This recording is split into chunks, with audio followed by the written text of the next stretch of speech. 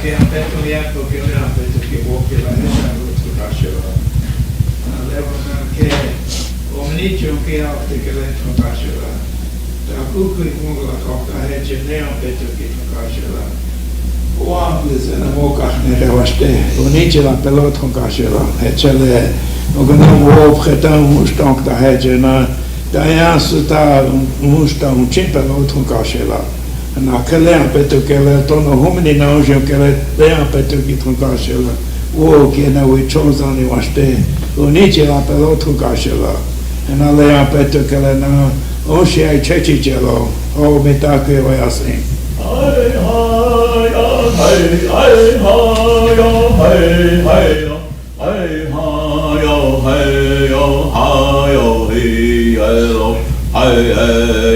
ai ha yo hey yo, ay ha yo hey yo, ay ha yo hey yo ho, ay ha yo hi elo, ay elo, tonka shela ya pe, kawa pa kena, oh hey ha ke shni na jikelo, ay Ayo flatewa, oya tenki haya, wichi chami kachale chamu eloyo, elo kilamalo.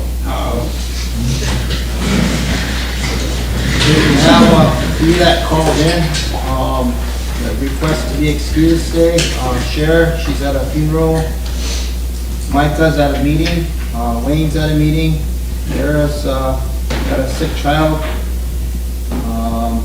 Fremont made it, Martha needs to be excused, and Jordan's gonna be late. Anybody else? Lila and then Stan.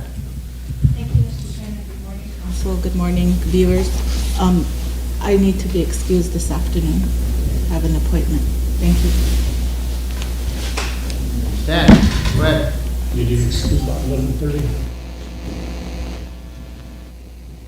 Dwight? 2 o'clock. Okay. Okay. Ray? After lunch. Ray? Okay, we need a motion to approve the excuses. Bill? Second by Lila, question by Lisa. All in favor? 1, 2, 3, 4, 5, 6, 7, 8, 9, 10, 11, 12. Opposed? 0. Not voting? 0. Motion carried. Okay, we're back on the regular agenda. We got through the constitutional officers' reports, the Bureau of Indian Affairs reports.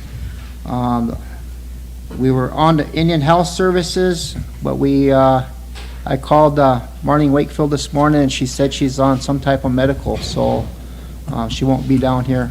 I kind of wanted to talk about the diversion they had last week and the week before. But she said that when she comes back, she'll come down and give her a report. So we went through most of the resolutions. We have a couple more on that we need to like in transportation. We have 2 more that need to come under transportation and whatever you guys had since last week. So otherwise, we don't have a whole lot today. We're just going to go down the line. We have Rosebud Gerlich coming in. He wants to be our lobbyist for in Pierre this year. I asked him to come in at 11:30, so see if he shows up. So he wants to talk to you about another contract as far as being a lobbyist. But is there any other questions? Otherwise, we'll get started on Chris.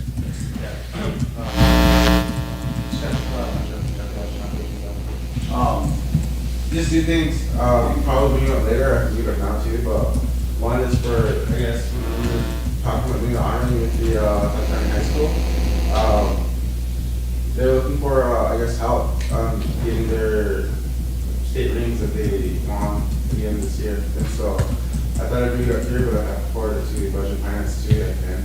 So I guess I'll do that. But I have I guess the photo by that one. Do what? Put that on our agenda for tomorrow's meeting. Yeah. And then I'm not too sure how to go about this next one. It's I don't know how to do it in resolution form, or if I could just bring it up and then you go about it that way. but it's the Senate Bill 1732, the Truth in Healing Commission on Indian Boarding Schools Act. And basically what it entails is, the gist of it is allowing, creating a commission that allows subpoena power to go after, I guess, information. Like, whenever we worked on the boarding schools with Carlisle, there's a lot of information that the churches have that they're not obligated to give up. But with this bill, if it were to be passed, if we were to support it and it get passed, and it would give this commission that power to, get this information. So I don't know. You could probably make a motion to have our in-house attorney draft a resolution in support of it. Okay? Go ahead, Wayne. Sometimes the afternoon council, whenever it's done, but I'm having the report done on how much money we spent during this last disaster. So I'd like to present it to you today, have you approve it, expenditures, and then pass a motion allowing me to pay those out of our last FEMA reimbursement. And once we do that, then that frees up that $50,000 for the next one. But I'll do that Saturday. Okay. All right, we'll get down on the agenda. We got through up till communities. I think, Ray, you said you had something from your communities where we left off at, so go ahead. And then, go ahead. Do you need to approve the agenda? No, it's already approved, I yeah. just had a question on the EPP stuff. Is there anything else that we might need to, like?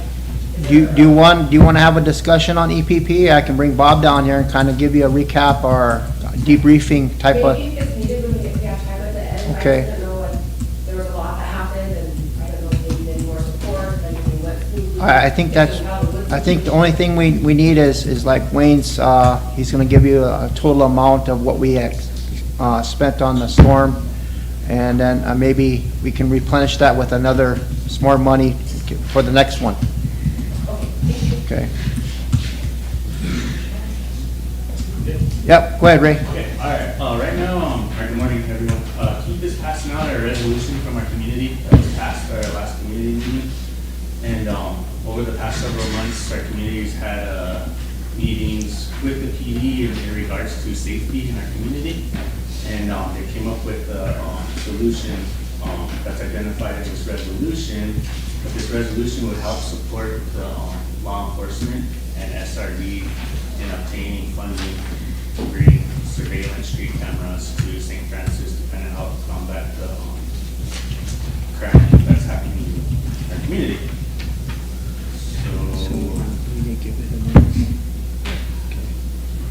Got the emergency legislation in? Well, no, they just give it a number. I don't think it needs to be brought on as emergency community resolutions, but it has to be brought on as has to be brought on as emergency. Okay, the number is what? 24. 24? A motion for emergency legislation. Okay, second by Chris. Need a question? Lila, all in favor? 1, 2, 3, 4, 5, 6, 7, 8, 9, 10, 11, 12. Opposed? Zero. Not voting? 0. 2020, 24, 24. Okay, a motion to approve 2024-24. Need a second? Ben, go ahead. Yeah, start at the fourth whereas the St. Francis community held a special community meeting on Wednesday, May 3rd, 2023 with the Rosebud Sioux Tribe Law Enforcement Services. Our community members are able to express their concerns regarding the increase in violence, increase in drug and alcohol abuse, gang activity, arson, sex trafficking, and assaults, and curfew concerns. And whereas the St. Francis community had discussions on community surveillance cameras during their August 8, 2023 and November 7, 2023 community meetings. And whereas the St. Francis community finds it necessary to address these concerns by suggesting crime-fighting technology and exploring various ways to address the safety and health issue and lowering crime rates in the community with an already underfunded and overworked police force. And whereas the St. Francis community is requesting and fully supports the RST Law Enforcement Services, installs community street surveillance cameras throughout the community and to monitor the surveillance cameras for any crime-related activity.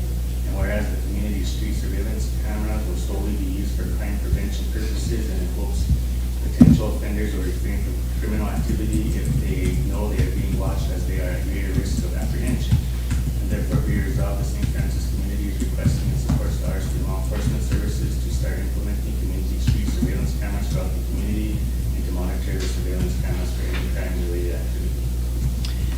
Discussion. And, the PD's aware of this resolution, and I think they forwarded it to SRD too, to kind of look for any type of funding that can help. Want to include that in here? That we support any of their funding efforts? Yeah.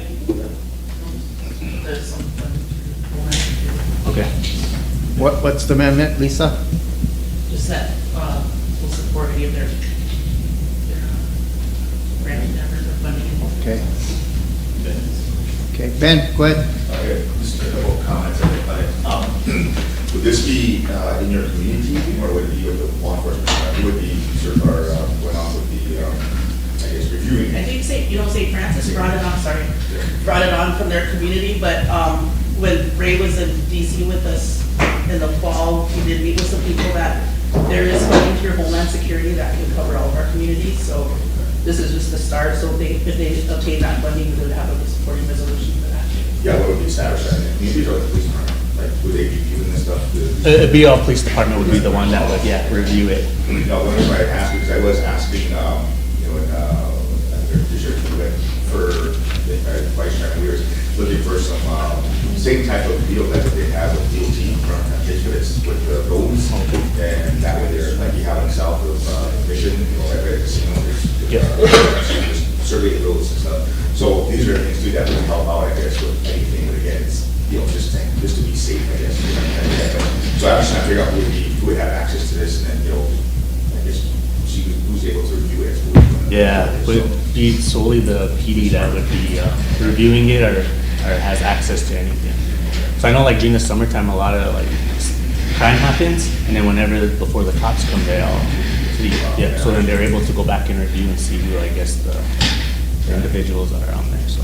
And then also, I guess for me, is that, vandalism is one of the biggest things, so, and we'll be prepared for it if it happens, somebody takes out the cameras, we're able to repair them, we're able to restore them, things to that effect. So those are some of my concern on it too, is that we got to be prepared in case, vandalism or even, somebody tries to take it out, there's always something with that. So yeah, I'm glad that we're able to do this, because we're helping do smart, and I was hoping to do it for our community also, so.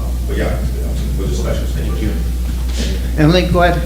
Thank you. And thank you very much for bringing this up for you in our community.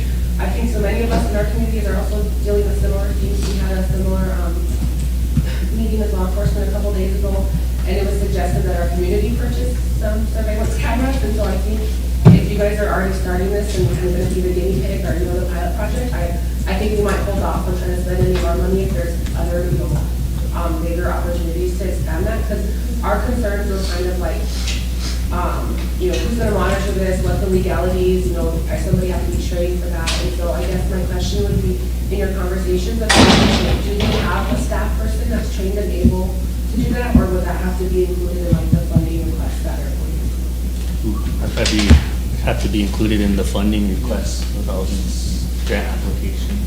So for like something like our community, do you think if we got a community resolution of support, would that help law enforcement, get the bigger picture funding from our community? I think so, as much support letters they can get to apply for any kind of grants that's out there that's available for this kind of surveillance stuff, so. Awesome, okay, we'll take that, Yeah. thank you. Any other questions, comments? Not, we need a question to prove it. Emily? All in favor? 1, 2, 3, 4, 5, 6, 7, 8, 9, 10, 11. Opposed? 0. Not voting? 1. Motion carried. Okay, then I had, there was a motion made in our community to, address the dog issue in our community with the aggressive behavior and all the strays. So I don't know, they suggested a roundup. So I don't know how to go about that. I mean, that's always been controversial. We have people that love their pets and stuff, and they don't want anything like that to happen to them. So it's always a big discussion on council when we get to this point. But we do have a overpopulated amount of dogs out in the communities that are very aggressive towards people. We need to do something with them. And light shine is not always the answer, because they only can take so many. But we do need to address it. Our dog ordinance basically spells out what we can do, But do we have another amendment to saying that to that dog ordinance that has never been approved, basically protecting them, these dogs from being destroyed? So it's another discussion in council over that whole thing, and it's basically what you want to do for the safety of the people. Because I know it's been happening recently a lot with the aggressive behavior from stray dogs, but I think the concern too is that some of them may have tasted human bodies, or this past summer. So I think that's kind of the fear too. I don't know if you guys want to tackle that issue at a committee level and then bring it back to council for some type of more discussion and actually make a decision on that. I'm not passing the buck to the committee. I'm just saying that it's probably not a good time to discuss the whole thing right now, but to bring it Maybe back to judiciary or something. Ben, and then Chris and Emily. Ben? Oh, Ben? I just got concern on it too, is that where would it go? I mean, because again, that's what we're gonna have a lot of issues with that. A lot of communities, we have a lot of stray dogs and they're looking for some direction. So we would need to figure out where they would need to go. I mean, I know in the past they used to round them up and take them somewhere, and not be really concerned about it. So yeah, I do understand that the public is kind of half and half on it, but the dogs in my community are way too, and they're out there aggressively. And of course, when that cold weather hits, that's when they get more aggressive because they're looking for food. So they do take off a lot of the roadkill, So, but for me, I would like to know where we can go to get these questions answered. So if we have to work with a committee, then somebody should be responsible for it. I'm not sure who would be responsible for that. So because right now, like for the cattle part of it, there's so many out there, like for I think TLE, EIA, and there's different places you have to call where to really find out whose cattle it is and who can come after them. I mean, the biggest concern is almost like, like a DUI where somebody's driving intoxicated all over the road. You call law enforcement right away because you keep getting off the road. Right? So in this case here is animals. So we need to figure out where we need to take that. And I guess Kingfisher Park's come up a few times, but they said they don't deal with them either. So we need to find some direction where our community members and people can go at this for that. So those are my concerns. I do want to make sure we discuss this. Thank you. Emily? Thank you. And then Lila? I have a couple of common questions. I think the first one is can I request from our secretary's office or from Scott to send out the most recent ordinance or whatever is the most recent? I know that's kind of been back and forth between which entities kind of overseeing that, but I think if we could all be on the same level as what the current ordinance is and then decide how we can change that or amend that or whatever.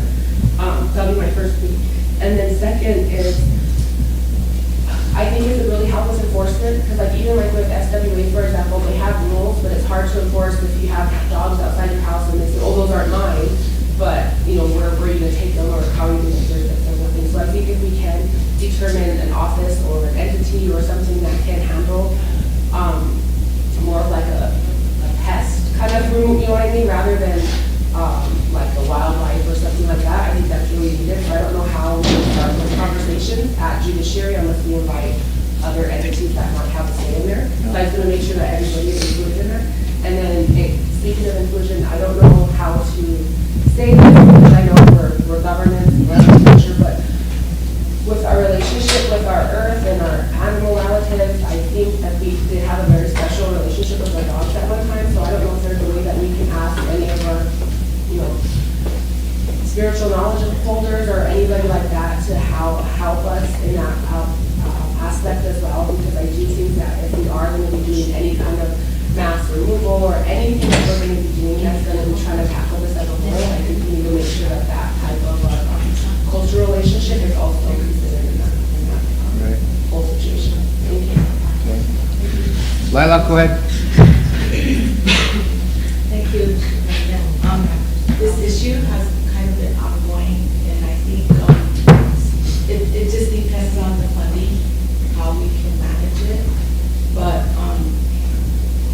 maybe we should kind of try to work with the CPA to address this issue, because we're all responsible for our animals in our communities. Maybe we can, if CPA is willing to work with us, we can try to figure out how we can handle the animals in each community. I know we have that issue, but it's it is a touchy subject, you know? Then I was feeling bad for them during this cold spell. But, you know, we do have to do something. And I think if we reach out to the CPA and see if they'll be willing to see what each communities are willing to do or what they want, what are we looking at? You know, this is really big and it really needs to be addressed. I know that the other thing is when somebody does call, you know, the PD or, you know, it's like passing, you know, well, we don't do that, or no, that's not our job, you know. So when it comes to that situation, I wish we had a place here someplace. We have all this land where we could find somebody who would, you know, take the animal, remove them from the situation, or, you know, if they bit somebody, you know, they usually have to put them down or test them. So what is it that we have in place, like Emily said? What can we do about it? And ask CPA what their communities are willing to do, or what they can look at, or what their expectations are, and go from there. I worry because there's a lot of little kids that like to play outside, you know, and they don't know, you know, but it is true, we have to find a really positive way to deal with our animals.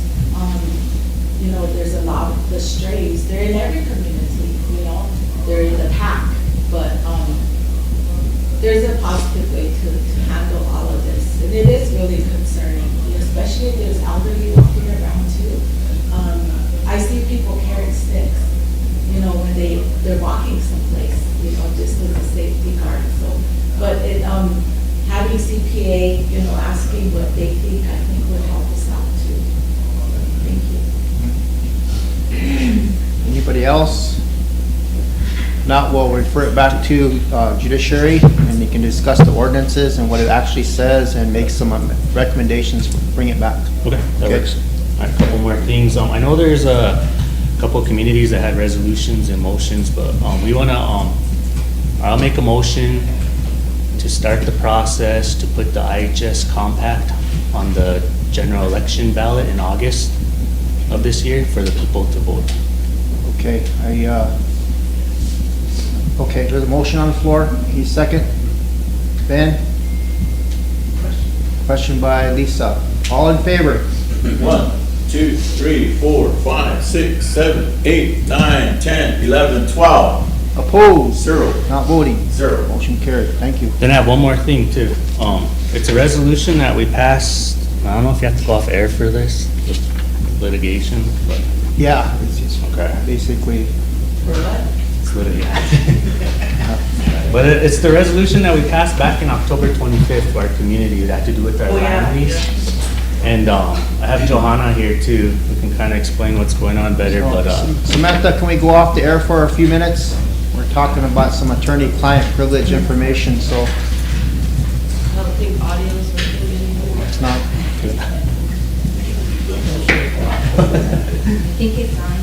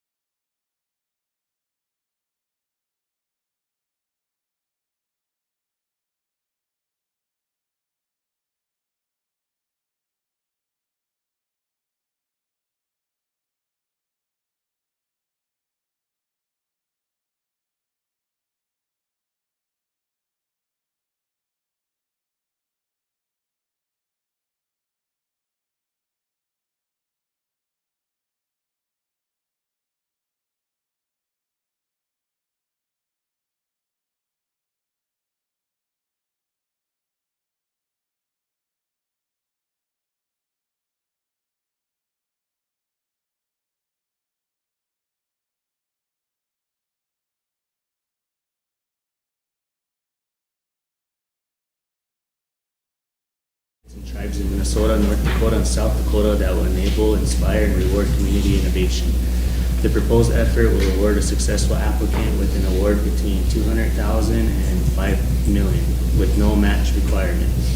And whereas the Rosebud Sioux Tribe Sichanga Resource Development is requesting tribal council authorization to develop and submit a proposal to the Bush Foundation under the Community Innovation Grant Program to develop and implement a Rosebud Sioux Tribe Cultural Heritage Tourism Department, which is inclusive of the voices of the Rosebud Sioux tribal members to achieve community innovation and inclusion, and to ultimately ensure the conservation and protection of tribal natural and cultural resources and preservation of Sichanga Lakota heritage, culture, language, and arts. And now therefore be resolved, the Rosebud Sioux Tribal Council approves and adopts the recommendation of the Tribal Economic Development Committee and authorizes Sichanga Resource Development to submit an application to the Bush Foundation in the amount of $2 million for a 5-year cultural heritage tourism department project with a $0 cash match. And be it further resolved, the Rosebud Sioux Tribal Council authorizes the tribal president or the designated official to sign and execute all documents thereof. Okay, any questions or discussion? Emily? Thank you. I just have a question on, I don't know if they'd be open to amending it, or maybe it has to be this language because of the application, but on that one, and that sixth one, at the end where it says, and to use the collective knowledge to educate visitors from around the world about the Sichanga Lakota. I was wondering if there's any way that we could add or suggest in addition that there also be a priority to educate our people first, because I think a lot of the culture and a lot of the knowledge and the things that we're talking about putting in one of these, this cultural heritage museum or whatever, a lot of our own people don't have access to that, and so I just want to make sure that while we're moving forward and going after these grants and doing everything, that our sole priority isn't for educating others, that we also have it built in that we. About it, please, thank you.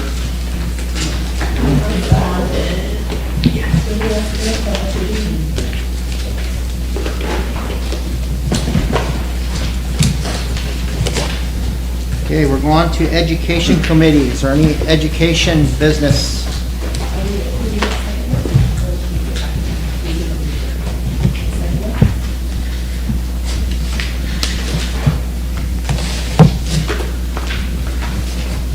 No education business? Okay. Go on to Enrollment Committee. Oh, do you have something, Emily? I'm not the chair or anything, but I'm on the committee. And I don't know if we should bring it up today either, because the people are not all here, so I don't want to be disrespectful. But we do, I think, have a vacancy, or at least a discussion about a possible vacancy that I hope we'd be able to discuss sometime. But since our chair, our vice chair for education. Micah is the chair. So I don't know if you want to address that, but I know we've had some concerns with getting that bill because it holds up some of the other subcommittees that person could potentially be on. Is that on a secretary's report?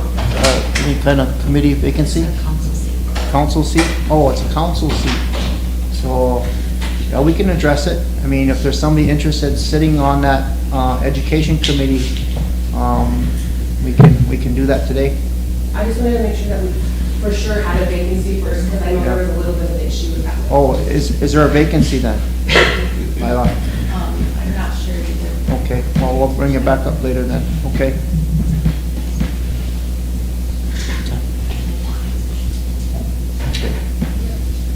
All right, I understand what I know what it is now. Okay. Enrollment. We haven't had a meeting in a while.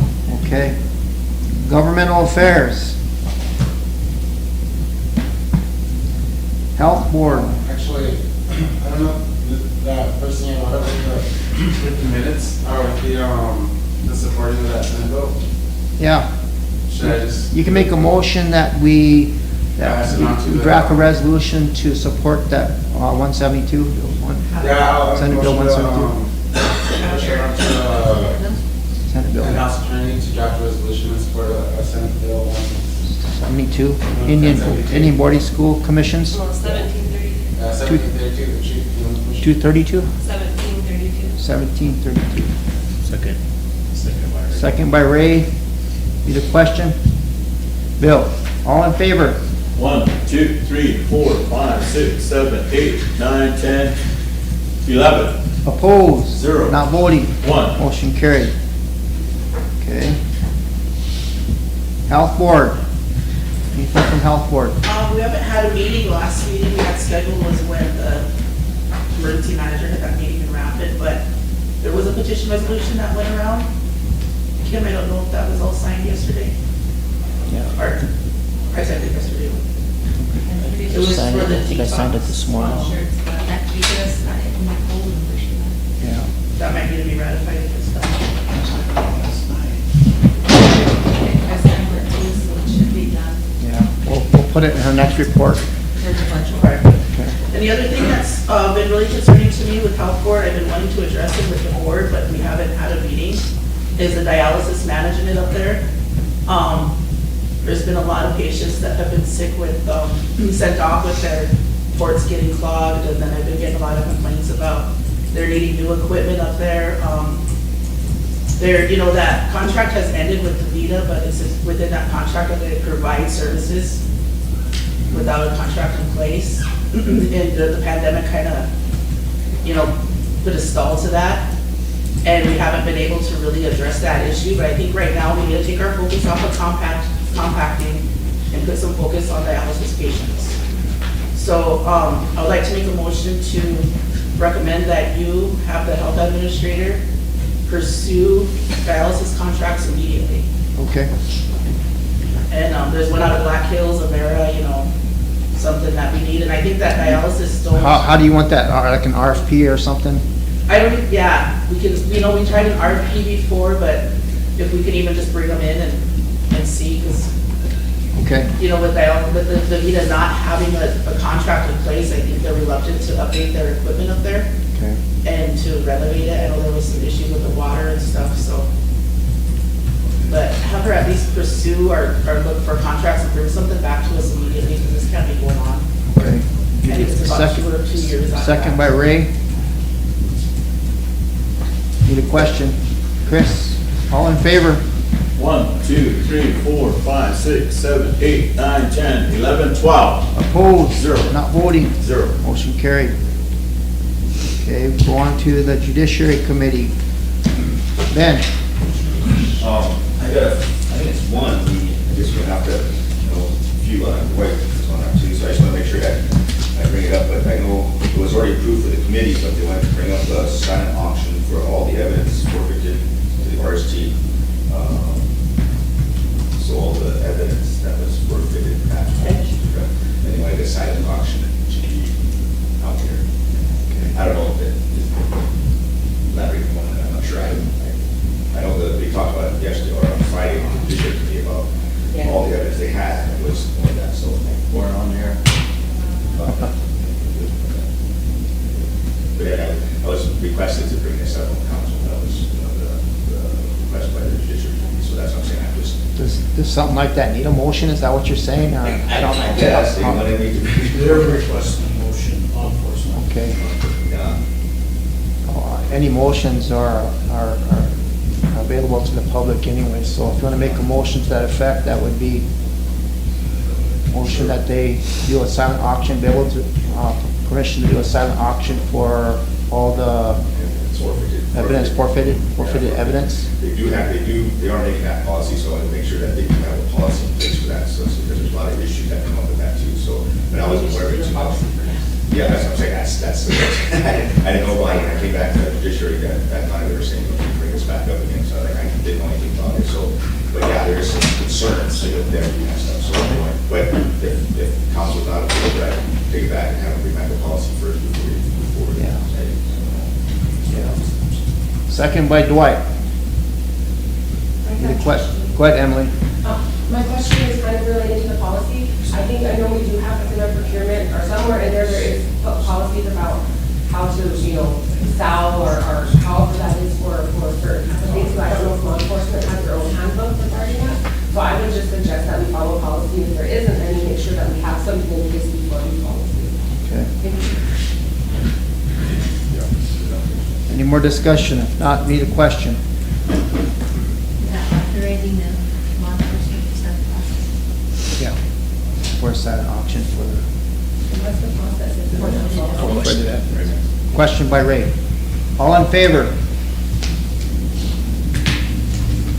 1, 2, 3, 4, 5, 6, 7, 8. Opposed? 0. Not One. voting? 1, 2, Not voting, motion carried. 8-4, what was it? 8-2? 8-2-4? 8, 2, Oh, 8-2-2. 3, 2, 8, 2, 2. 8-2-2. All right, Land and Natural Committee. Chairman's gone today, so Chris? I don't know if this will fall back, but I also have something kind of pressing that I thought you should take motion. Let's say on 2. And it's the the House Bill 1071. I think we were talking about that before the meeting last day, before the general forum. But pretty much what it entails is allowing nuclear power plants to be, made along the Missouri River and then the Black Hills. And so I feel like we should have our in-house attorney draft a resolution showing that we're not in support of that. Okay, And so I'll make that motion. okay, motion by Chris. Go ahead. Update, it got passed to the House, it's at the Senate right now. Yeah. Okay, well, I mean. So it would be, I guess, to the Senate, to the South Dakota Senate, because that's where it's at now.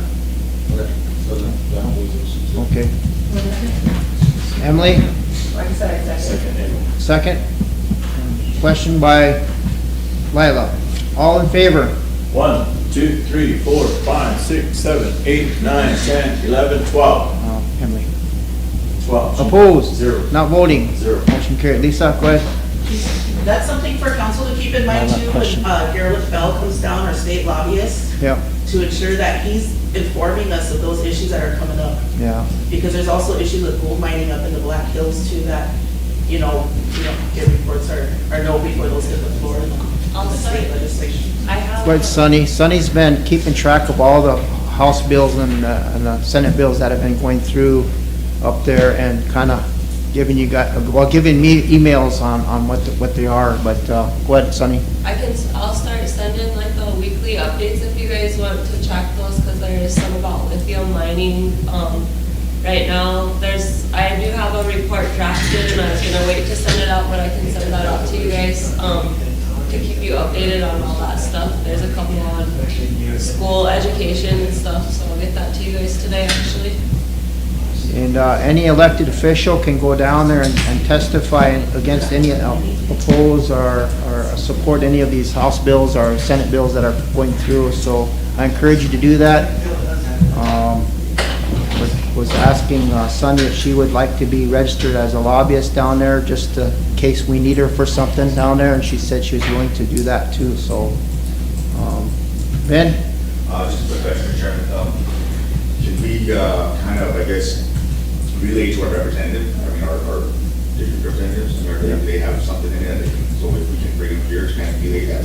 Yeah, So that way. Ross they're not on a contract, their contract expired here, they're gonna be here at 11:30 to, Okay, well, they are representative, I'd like for district, we work or something. oh, There's Representative Eric Emery, and then Senator Sean Bordeaux. Yep. So if you guys have opposition or anything, you guys can they're open to getting emails and texts from you guys about what you want to support and what you don't want to support. And I can send their contact info to you guys in that report I'll send out today.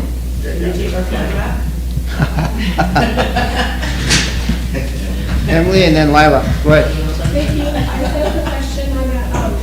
I was cleaning through some of my stacks of calendar paperwork during this last weekend, and I found something that I should have read a long time ago when I did it, and it was from, I think, Representative Emery, and he was kind of, congratulating the people on council, but they also mentioned something about having some kind of, discussion, or he had a name for it, I apologize, I don't have it, but it was like, basically like state-tribal relation of discussion, and he said that other tribes have had that with their representatives and had really good things come from that, and a lot of action comes from that. So I'm wondering if we haven't taken them up on the opportunity yet, if we could set something up to have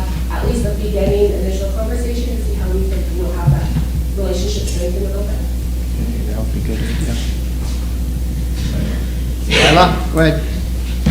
Thank you. In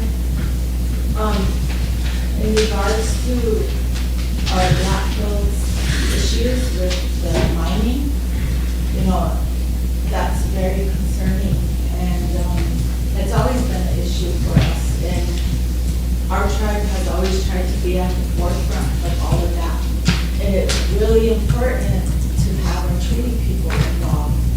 Those issues, we have to have our treaty on the forefront. We should, you know, maybe talk with Bill, see what, you know, they can do to produce some kind of verbiage along with Sunny to, you know, send some out on behalf of the tribe. I always feel like they challenge us, you know, they challenge us with everything. And I was actually watching this past week about the lithium. And, you know, all this election stuff going on out there, you know, we need to really pay attention because that's what they're after up there. And we need to be in the forefront, you know, right away and address these concerns. The mining, you know, they're still stripping, they're still doing that to our lands up there. And, you know, we used to have the strong advocacy factor, you know, but today it seems like we're not really supporting our treaty, we're not standing on it.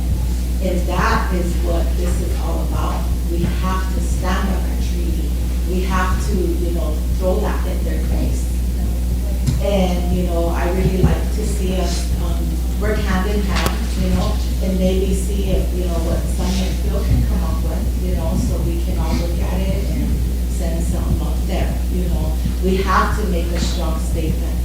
You know, it's kind of worrisome what's happening out there. They're going to try that pipeline. They're going to try to do all this stuff again. And if we do this now, you know, we'll be stronger. So I just wanted to mention that. Thank you. Emily, go ahead.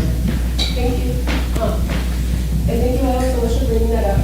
I was kind of struggling on how to, or when to even bring up some of those other issues, but I don't want to wait until, don't wait until we're asked our opinion. I think that's something like this, they're working really hard to make sure that they don't have to ask the public or tribal consultation opinion on all of these. And if it continues to go that way, we will have even less say. So I think the sooner that we can get a statement out that says we are against lithium mining, we are against gold mining, we are against some of the, you know, these other things, I think the sooner the better. The more that we can advocate and post that and share that, I think that would get the word out also, because the state's being really sneaky right now, and they are trying to get our voice and any kind of concern from the public or tribes away from having a say in any of that. And how they're doing it right now is they're issuing permits for exploratory mining, so people are able to drill thousands and thousands of feet down and have, you know, hundreds of these exploratory drills, and that's still not considered something that's going to need a higher level permit. But there is already one lithium mine that's very disturbing. There's aerial photos right outside of Custer. You can see what they are doing. You can see how awful that's going to be for our future if we allow that. So I know last week somebody, I think it was even Chairman, I apologize for saying something about what was it, electric cars. And I know a Biden administration, a lot of people are pushing for that, but I would really caution not to push, because that is not an answer. That is not going to create anything that's going to be a betterment for our future or for the environment. I just want to say that. Thank you. Fremont, is the Treaty Council been dealing with any kind of the mining issues as far as resolutions or anything like that? That you're aware of? I haven't been to the treaty meeting. Oh, okay, all right. Bill sent some emails on it, on the mining up there. All right, let's go to the Personnel Committee. Any personnel business, committee business. Social Service Committee. Chairman, Yeah, go ahead, Fremont. there's nothing pending on Land and Natural from the ranchers in this cold weather. We haven't had a Land and Natural meeting all month. I'm not sure, I haven't got any comments from ranchers or anything that having a hard time. Our tribal ranch director seems like he's okay with it. He said he has no problems, so I'm not sure if they run into any problems or not. We haven't had a meeting all Yeah. month with all these holidays and the weather, so. Yeah.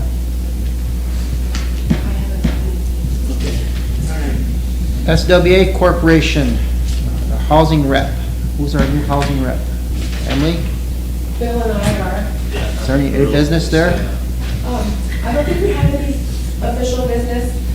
I apologize, I wanted to do my report for travel, but my computer died last week and so it got sent off. But I did go on travel during L&I week for the board of the SWA. I knew on there's so much going on, all of these moving parts, and so I wanted to be able to familiarize myself and educate myself. And I just want to give a big shout out to Heinrich, the OFT Housing Authority, put on a really great conference. Not only did I learn a lot about housing, but I learned a lot about all the work that goes in and all the things about that, and came back really motivated. I think that one of the main things that I came back is that a lot of the things that we talk about are possible if we can switch our conversations from only the complaints and only the negative to more of a solution based. I think that would really help us. I think a lot of us here are compassionate and we care, and so it's hard not to focus on that. But I think if we can all just say, we know things are like this, but if we look towards a solution-based approach, we might be able to get there. I also just want to say that collaboration has really been working for a lot of our other tribes. I think a lot of times we look at things so siloed and just housing and just things, but what they found success in is housing incorporates a lot of other things as far as like social services and even addiction services and things like that. And so they work with the law enforcement, they work with the IHS, they work with all of these different social services within the tribe, and they were able to gather all these pools of funding to get situations that work for their people. And I think one of them was about supportive housing. There's also funding about that. People are doing it all over. I'll leave a lot of those details for my report when I give it, but I just wanted to say that we have to be able to get our voices heard here locally beyond just the complaint. Everybody knows we're not in a perfect situation, but the only way that we're going to get better beyond that is to look at things beyond our current situation. And so I just really want to stress the need for not only conversations that are solution-based, but planning that is solution-based and looking forward as far as assessments. A lot of the stuff that we're basing our decisions on now are crisis management or things that are happening right now versus what it could be or what it should be. And so I don't know how we get to that point or how we can get more working together, but I can really see that there needs to be more assessments done on our current situation beyond just what low-income housing or the hostile or some of these little these opportunities that currently exist. There's so much more going on. So I'll wait for some of those details for my report, but I just wanted to say that there are opportunities to do better with this current the stuff that we have. So the more that we can talk within our communities about our housing situation, about what our priorities should be, about how we can get people to see the value in housing. I think one of the things that we talked about is like, back in the day, everybody talks about, how we live as a nation and how we work together and everybody had a role and, nobody went without. But it's hard to see how we're going to do that in today's world. And so a lot of people work, right? They have jobs, that's how they fill the role. But what we need to do is like some of these people who have maybe zero rent, why can't we start a conversation about maybe we're having a $20 minimum? I know it's only $20, but putting a value on something that is currently zero is going to be so important in how we shift the conversation to say, I am paying my rent. It's only $25, but I am contributing. I am contributing to society. I am doing a small part towards that. I think that could also shift to allow the haves and the have-nots as far as like you have people that are working so they don't qualify for some of our housing or the majority of our housing. And so I think if we can get the plan that our committee's been working on out to our people a little bit sooner, rather than just one day it's at council and then we're all going to decide, I think that would help because we have a lot of people that are concerned that the way that we pick current housing and the way that we pick certain assistants right now is not fair. And we have a lot of people, at least I'm hearing, concerned that even with these new 100 homes or however many homes are going to come, you know, what does that look like? What is that process? How are we, you know, making things better? How are we fulfilling the need, I guess? And so the more that we can kind of share what we're working on, I think that would help. And that would help the people from complaining and maybe be more supportive of the work that is being done. So that's just my spiel there. Thank you. Bill, do you have anything or no? Yeah, go ahead, Fremont. Does SWA have a furnace, man? The furnace? I had to call Robert Oliver to get somebody to go out, because there was 2 families that furnace didn't work, so in the end, one of them water lines broke. So I called Bob Oliver, and he sent somebody out there and started up that furnace. But in the process, her water line got broken, you know. SWA had some on-call workers for furnaces. They had, I think they had 1 or 2 plumbers. And when we was getting ready for the storm to come in, I think Water Resources had 1 plumber, and it was possibly going to get another one. And then we hired 2 more that was available through ARPA office that we called in to help with the plumbing. And there were some other private contractors, construction people that came in and helped out with thawing out pipes and stuff. So the furnace workers, I want to give a shout out to Trent Pointy. Really did a good job. He just got his certification, he hit the ground running. He fixed a lot of these problems, really good at what he does. So I want to give a shout out to him for all the work he did during the storm and the cold weather. So, Lila? Thank you, Mr. Chairman. I'm really thankful to everybody that worked together to get our people through this cold, this Arctic cold. When we come into these situations, it scares people, and it is really scary. That cold was so, I mean, I don't know how people survived that, you know, but my issue here that I wanted to bring up, and it's SWA, is, you know, I sat here in 2015, and in 2016, 17, around then, I'm not sure, Chairman, but what year that was, when we had that mass eviction due to meth. I feel that, you know, look where we're at today. What's going on with our housing? I'm tired of hearing, oh, well, that's a meth house. So, you know, these homes are boarded up, and we are being flooded with homelessness.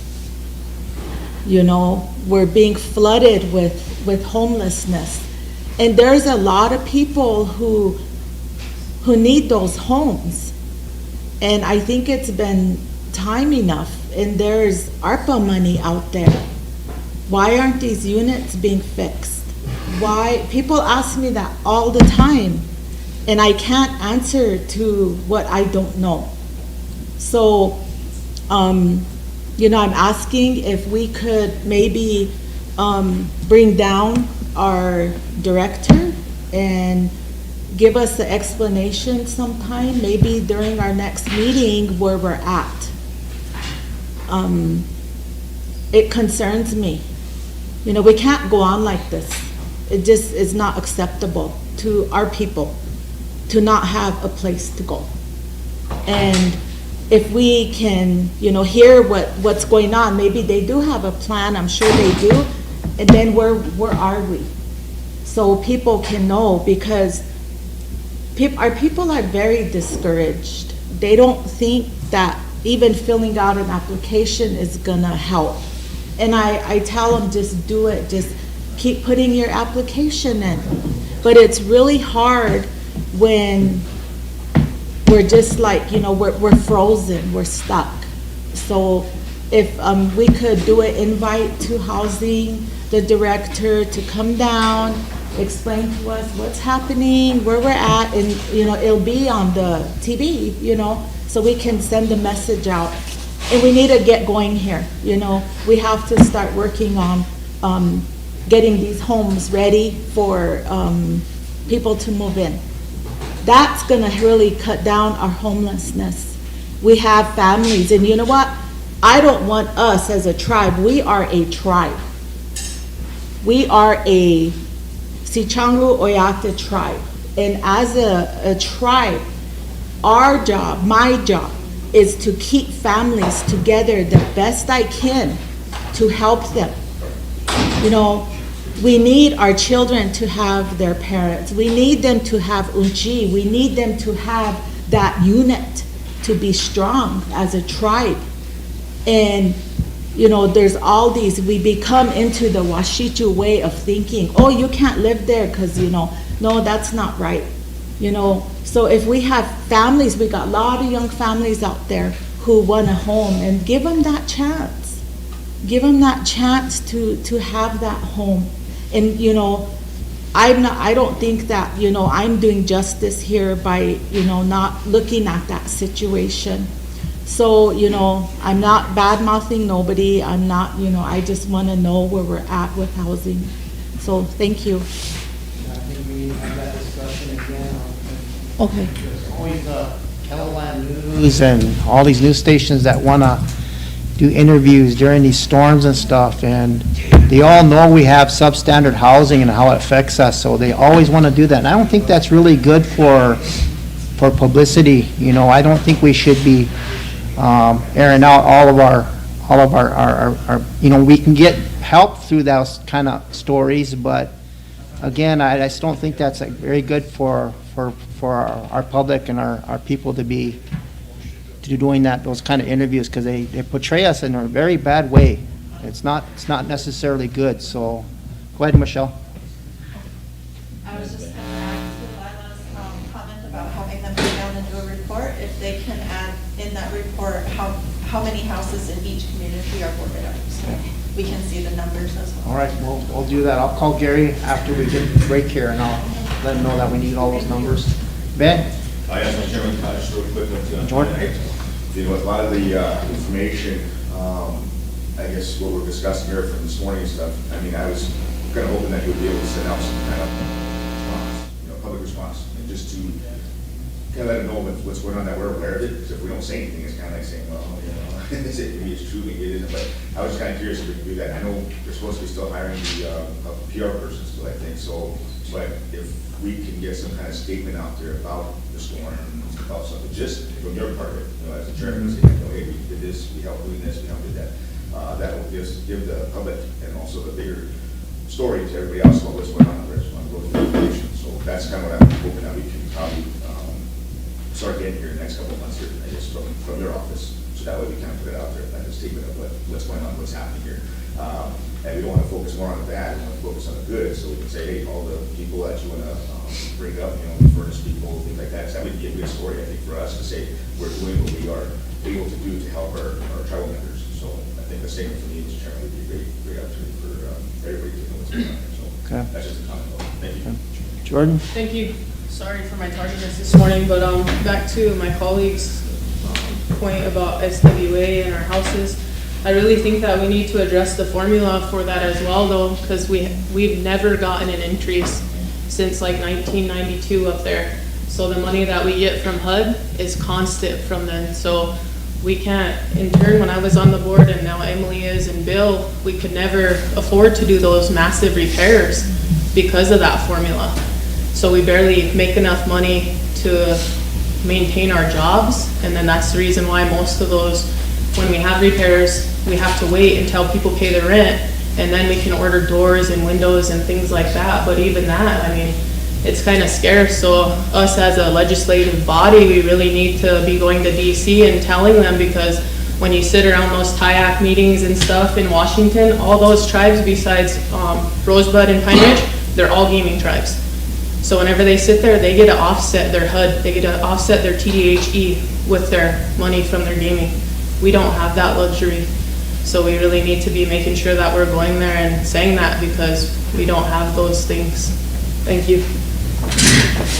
Okay, got transportation, and we have two resolutions that are for transportation. We have a guest here, our former president from Ogawa Sioux Tribe is Kevin Killers here he's now representing and working for another consulting place for lobbyists in Pierre. I think you're the only one coming. Is Ross coming today? He's coming, he's in winter. You got a ticket. So. Oh. But I can present. You must have had tribal plates, huh? Yeah. Here's the proposal, I think, the new proposal. So it's standard.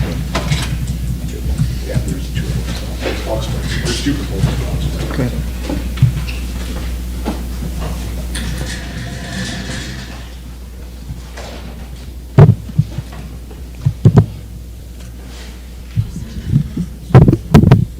Is this on or? Oh, it's on, okay.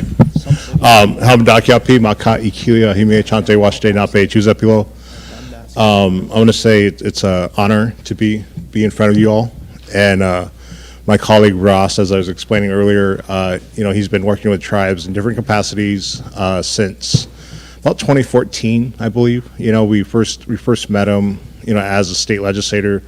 Both Senator Heiner and I, when we served together in the legislature, one of the issues that we always had was reaching out to some of these firms, because a lot of the firms that we do have in the state end up often representing a lot of interests that are against tribal issues or tribes in general. And so it's always frustrating being a native state legislator, because we always had to basically work uphill and go uphill against a lot of this stuff, and we didn't have a lot of backup, and I think that's one of the things that, as we all know, at the federal level, it's important that you have representation on all these issues at all times, because we never know what's coming through, and we never know, we can't watch everything. And being a former tribal chair, one of the things that, and I haven't had the honor to be in your seats as tribal council people, but I know as tribal chair, and same with President Herman, that, there's just so much that comes at you every single day. And so it's hard to stay on top of things. So that's one of the reasons why it's so important to have things come out and have representation, at the state level. And that's one of the things that we always, as a state legislator, we always asked, is that, we hope tribes would actually move forward. So, we had the honor to represent Rosebud last term, and last session, and it was a 6-month contract. So there's two contracts. Explain that. One's just for state lobbying, and I think that's at $6,000. It's up $1,000 to kind of add in some incurred costs and all that we didn't expect. That'd be like $6,000 a month. The other one's for both state and federal, and that one's, I believe, at $9,000, and that's the similar to what goes out to other tribes. So that's like a combination. But one of the things, again, that we're always looking for is, just to make sure that we're supporting tribes at all levels, and trying to make sure that we're taking these fights head on. And one of the ways that we did that last year was, Rosebud was one of the leaders in helping push forward in protecting resources and revenues and agreements. And that came through actually with this tax on food. And the tax on food was at the state level, and that's, you get I think it's a 4% tax that comes out. And this 4% tax is, on everything in South Dakota, but tribes, have the autonomy and have the authority to have their own, they could set that however they want to set it. And basically the state did not reach out to tribes, and we found that out. And I know that was the case, is that we were trying to make sure that tribal representation was adequate at all levels. And so with your support as the Rosebud Sioux Tribal Council and Rosebud Sioux Tribe, we reached out to the state and actually fought that and won that battle for tribes to actually be able to assert their own sovereignty over issuing that sales tax on food. And it is not the best way to do that, but I know as a former tribal chairman that we're not frivolously wasting that money. It goes out to assistance, it goes out to roads, it goes out to housing, it goes out to get medical appointments and all that. So it's not being, that when that money comes back to us as general revenue, it's being used in the best way possible, and that's one of the things that, I think was kind of frustrating is that, the state of South Dakota didn't really reach out and have that conversation like they're supposed to in a good way. And that's one of the reasons why, we need to be kind of vigilant on all these issues coming through. There's a whole issue that's going to go around with Medicaid, Medicare this session. And basically what they're trying to do is put that responsibility back onto the citizens, and the state's trying to get out of that, which is unfortunate. And I know tribes, we probably wouldn't support that. So that's one of the issues that are coming up. Housing. So last year there was a lot of funds appropriated for housing. And, for whatever reasons, again, being vigilant, I know that it's being corrected this session. But last session, tribes were left out of housing funds that came to the state through the Action Act, IRA. And, and it's just, again, it's so frustrating. You have to stay on top of it to make sure that funds are there. And, the state said it was an oversight, but at the same time, it's always frustrating because we're trying to move, we're just trying to take care of responsibility. And just hearing the earlier conversation, about some of the, the media focus on, the negative. It's like the media should actually be focusing on some of that stuff. How tribes get left out of these conversations. And that's kind of, that is partly our role too, as making sure as going up to the state legislature of having that conversation and saying that, well, how come the media is not covering some of this stuff? How come the media is not doing this stuff, And so moving forward, there is going to be a lot of resources coming down for energy, particularly green energy legislation. And so I know that tribes have specific allocations that they can get, and that's through the Department of Energy, through their loan fund. But also each state was given allocations. And we want to make sure that as a South Dakota that they're not leave tribes out of that. So we'd love to, kind of put forward on that legislation. Another thing I know that's been a topic of conversation recently was the water pipeline that's coming through, that's being proposed, and, making sure that tribes are adequately represented in that conversation, because, when this planning came down for all these infrastructure funds out of the IRA and all this, the biggest thing with that is that the tribes in South Dakota, they kind of said, okay, we might add on to the Mini-Wachoni pipeline, or we might build another pipeline adjacent to that, and they didn't really reach out. So just taking off the role of a policy person and all this, and putting my former tribal chairman hat on, is that I can tell you that as a former tribal chair, they might have reached out one time to me when I was at Pine Ridge, and they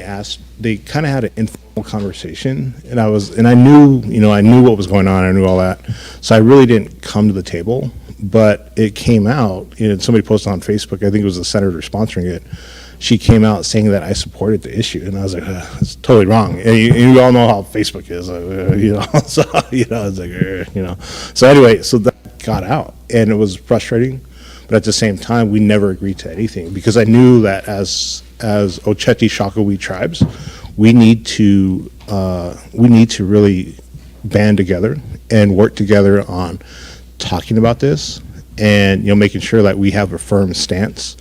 And that's what we want to make sure that we convey that to the state legislature, to that this is going to be our stance, no matter what, moving forward. This is who's going to, this is our treaty right, and that's something that we make sure that we kind of make that known, So, and lastly, one of the things that we talked about the sales tax on food, but the other thing that that we've been talking about, and I was visiting with one of our advisors. And Senator Heinert, works with us as well, but he can't because of restrictions on his, you're kind of like in a cooling off period after you leave office. There's like a 2-year, period where you can be an advisor, but you can't actually go up to peer and lobby people because it's different. But, so there's like a 2-year cooling off period. And in that 2 years, you can advise on different things. So he's a part of our group a little bit. But he's also, we were visiting about this, and we were trying to figure out, for the life of us, is that there was a large settlement that came out, I think in 2018, and it was a Supreme Court case. And the state of South Dakota actually sued Wayfair, and I believe it was Amazon, and it was over internet sales tax. And basically what was going on is that Wayfair and Amazon were taking sales tax from everybody who purchased stuff in South Dakota, but they weren't refunding it back to the appropriate counties. And so South Dakota and a couple other states won that lawsuit, so there might be money coming back. But one of the unfortunate things that happened in that conversation, again, tribes were left out because they were saying that, okay, well, we can't actually measure how much money comes out of one specific area, which, I don't think is true. Because there's all the ways you can, quantify it, you can geofence it, there's different ways you can do this. But one of the things that we would really like to do is that to replace that sales tax revenue that comes back to the tribe and goes back to the general fund that's used for housing, medical, life or death situations, is that, make sure that we introduce something that's around internet sales tax and having tribes be a part of that. Because, we did ask on multiple occasions, my colleague Ross, he did ask Department of Revenue on, about what is that actual amount, but they could never actually, provide him an amount, and so it's been kind of frustrating. And so that's something that we would really love to look into to kind of replace that offset. So, once that, because, I think the temperature in the state of South Dakota around the sales tax on food is basically that's going to go away. So as a tribal nation, how do we offset that with another source of revenue? Because that is, we redid the numbers and we were able to get that from the treasurer and all that. And, it is significant part of the budget, for general fund and all that. So we want to make sure that, we're pushing for that on your behalf and making that argument and making that known that, we want to do some of this stuff. So with that, I know your time's limited, and I want to make sure that I'll leave time for questions and, any kind of, just any ideas or a lot, but love to hear them. So, Councilman, yeah. Thank you for coming today. Yeah. I think, I think we do receive a little bit of the tax from the Wayfair lawsuit because it comes into our revenue office. But one thing that we wanted to capture from that was to capture those taxes on any of our trust lands, because we have the East Res and the border outside of Todd County. So we have some communities out there in Winter and Melts Camp that are on trust lands, and I don't know if we're capturing the taxes from those areas or if it's just only from Todd County. So that was one issue that came up when that lawsuit first arrived. And then I think, with the having you up there at the state, we have the new, SP with the boarding schools that had come up, and then the nuclear and the gold mining, those issues that come up that we're not aware of up there. But having you up there, knowing what our tribal issues are, would be great advocacy for us, especially at the state level, because we're not aware of a lot of those that come down. So I think that, with maintaining, while maintaining our sovereignty. So. For sure. Yeah. But Thank you. I think it would be a good idea. And then I don't know what we have for lobbying budget. That's it. We have about 120,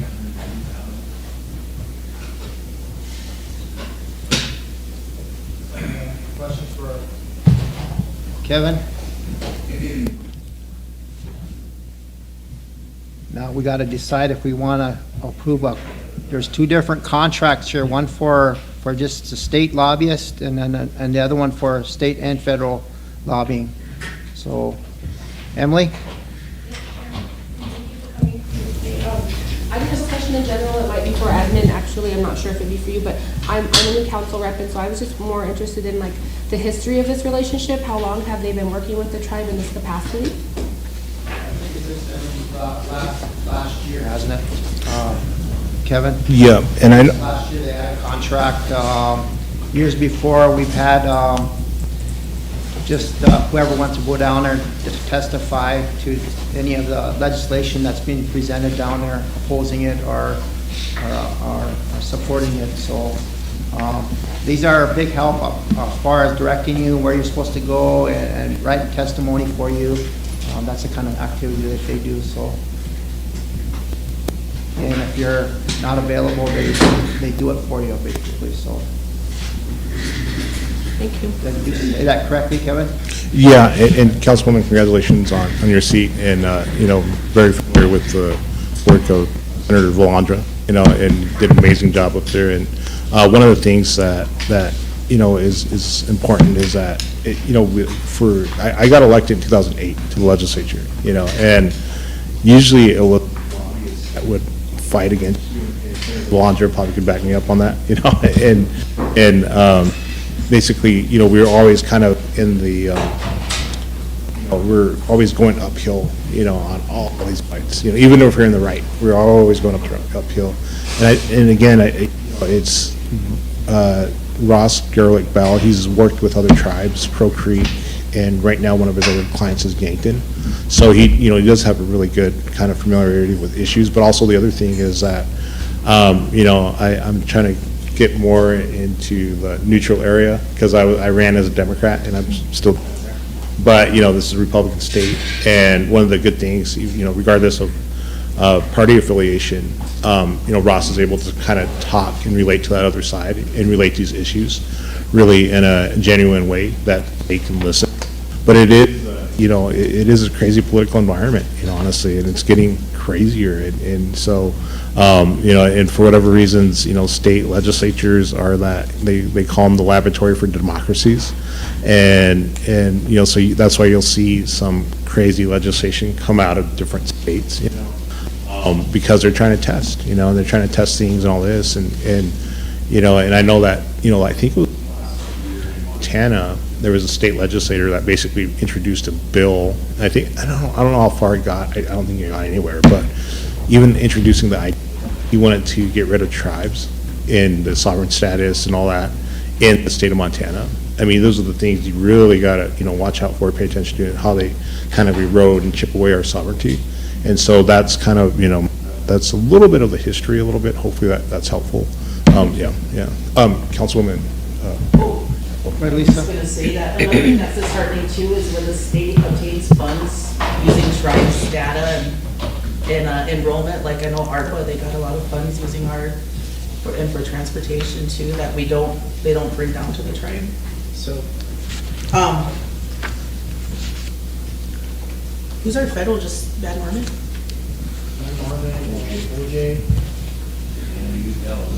Dell a little bit, yeah. I'll go ahead and make a motion to approve their state legislation. Do we have to, we'll need a resolution, won't we? Yeah, we have motion out there. It's under 10, I don't know if we still need a resolution or not. It's 6,000 a month, right? 6,000 a month? Yeah, it's, and council, this is like, to be upfront, this is for the whole year, so it'd be like for 12 months. The last contract was for 6 months. And the reason why that we extended that is, one of the things is that we want to kind of be upfront and fighting for you like 24/7 all the time, all year. Yeah, before session starts. And so that's the reason why we wanted to make sure that we were a little bit better about that this time around. We were talking about 10 because that's Treasurer Boyd's spending authority. The council passed the amendments last week since 25. Oh, that's right. Okay. Sweet. And what other tribes do you work with? Yankton, and we're talking to a couple others in South Dakota, so, like on the east. So yeah. Okay, do I allow them to- I'll go ahead and make that motion. Motion on the floor, need a second? To approve the contract for, Yeah. state federal. State federal? We could. Yeah. I was looking at the $10,000 payment that was on here, billed monthly at 10. So That includes state and that would federal, include right? state and federal, yes. Yeah. Okay. second by Michelle. Lila, did you have something, comment, question? And then Ben.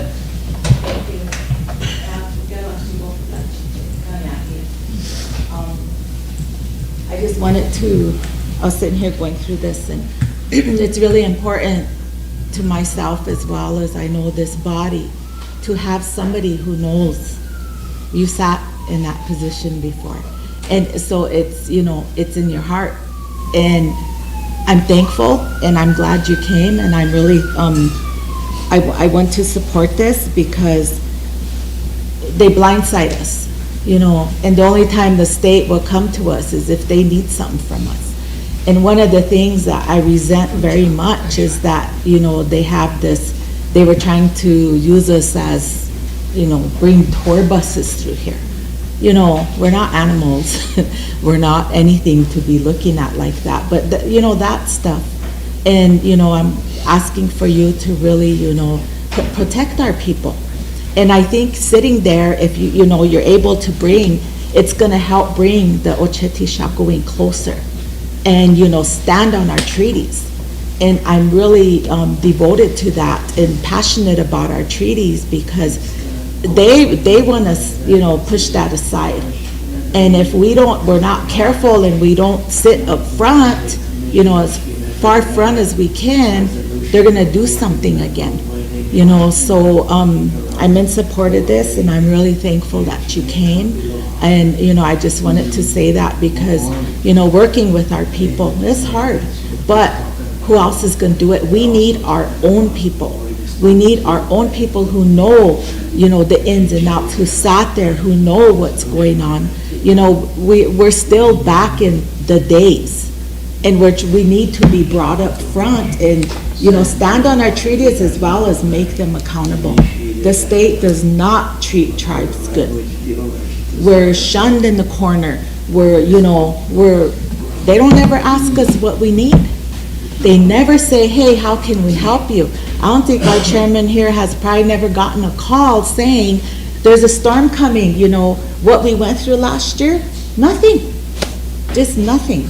So even in those situations, those are life and death situations, the weather, you know, there's just nothing. So I'm really thankful that this is coming through, and I appreciate, you know, what you present to us and what, you know, the work that's going to happen. But, you know, like I said, my passion there is to keep our Ocheti Shakowin together, stand strong on our treaties, and hold them accountable. We had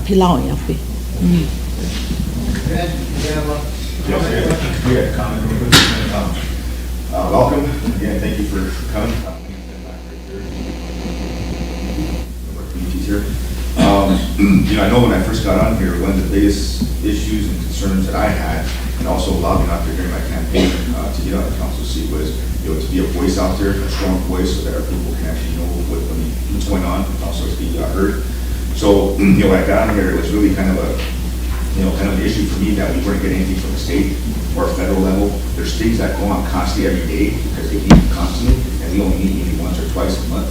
But for us, I'd like to see that we are being represented, or at least our voices being heard about what we are opposed to as a tribe. So these are things that I'm really concerned about.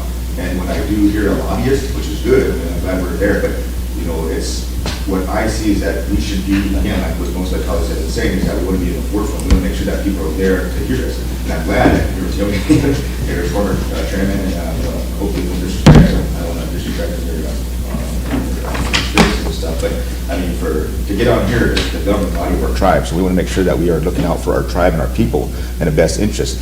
So I know the state is really a tough situation. We do have some representatives there that are from here, and they should be coming to us constantly to let us know what's happening, you know, because they are gold members, you know, they are here. So I'm kind of disheartened when all these things are being passed up there, these bills are being passed, and where's their voice at? So that's what really kind of concerns me, is that are they, I mean, I know they do have, again, the two parties, you know, Republicans and Democrats, we see that too, but so to me, it should be the whole purpose of looking out for our land, you know, our way of life type here, especially as Lakotas. So to me, that's only my concern, is that we need to make sure that we're out there doing what we can to help our tribes and also help our people. So I'm glad that you're here, I'm glad that you're doing this and stuff too, and I would definitely be in support of this, because again, I see it as one of us, that's how I see it. So, but thank you for coming and presenting this stuff, and again, too, I do support it and stuff, so thank you very much, and good luck, and we'll definitely be looking out all the time for what's happening, so thank you very much. Thank you. Thank you, Kevin, for coming, and kind of just to piggyback off of Ben, I hope that you kind of work closely with our legislative affairs director. She sends us emails almost every month, kind of about bills that are up there and stuff like that. So if you can kind of collaborate with her and the president about those things so we can move forward. We went up there for a meeting, the Rosebud rep and I was kind of disheartened in that meeting because the sergeant at arms from Pine Ridge Tribe was making a comment about how their representative wasn't in the room at that day, right? And the Dow Rapids rep comes in and he's just yelling at us like, oh, you people always come here and you do this stuff. Or if you just text us and you tell us, you know what I mean? Like, that's really disrespectful, and it was really informal, and I guess I felt really disrespected, and there was a lot of other women in that room that day, and to have a gentleman come in there and yelling at us at a state level like that was frustrating. So we kind of need to repair some of those relationships, and I hope that you're willing to help us do that and move forward in a good way. And like Lisa said, when they got additional money for rental assistance, she sent all that back, and our tribe was using it, you know. And you see North Dakota tribe and their state sent their tribes that money, and we didn't get that opportunity. I mean, just little things like that. It's kind of frustrating. So we really need to move forward in a good way and try to figure out how to work together. So thank you. Thank you, Councilman, for raising that. Treasurer needs to make a comment. Go ahead, Wayne. Good to see you, Kevin. Hope you're doing well. I just got a question for Lisa. Lisa, you mentioned the contract, $10,000 a month. The only thing I see is a proposal for $6,000 a month. It was the third to the last page, under number 2 payment of the. It says 6,000. Mine says $6,000. Kevin, can you clarify that? Contractors shall invoice Rosebud Sioux Tribe at a monthly rate of $10,000 beginning on January 1st, 2024. Yeah, let me clarify that. Treasurer, so one of the proposals was just strictly for state lobbying, and that was at 6,000. And to do both state and federal, that was for the 9,000, 10,000. So I'm not, I don't have been in typos. State and federal. Yeah. Okay, there's a motion on the floor still. Any more? Wayne? No, I'm just gonna say that, you probably should go back to budget finance after this. Okay, there's a motion on the floor. There was a second by Michelle, approving a contract for a lobbyist for state and federal. Question by Fremont. All in favor? 1, 2, 3, 4, 5, 6, 7, 8, 9, 10, 11, 12, 13. Opposed? Zero. Not voting? 0. Motion carried. And although we already have 2 lobbyists at the federal level, it's always good to have more up there for us to cover all of our issues and give us more support. That was why I selected the state and federal. So when do you want your recommendation? I have to do it today, right? Should we do it January 1st? Have you been doing it, a lot of work on without a contract, Kevin? We can work that out when Okay. Ross is tripping a little bit, so we'll figure that out. But I mean, yeah, I mean, you can start. I don't want to speak for Ross. Okay. I would say February 1st, just to make it easy. Yeah, I was just wondering, in terms of payment, whether we need to prorate the first month or start it, retroactively or February 1st. That's just what my question Let's is. start February 1st. Okay, I'll amend my motions. okay. Start date February 1st. Okay. Thank you, Kevin. Oh, yeah, go ahead. You know, and I think one of the things that, you know, it's just important that, you know, we stick together, work together, and, you know, I know that we'll have our differences on different positions and all that on a myriad of issues. But, you know, I think that's one of the things is that, you know, when, you know, tribes begin to bring their own lobbyists to the table and their own things, it really shows like sophistication.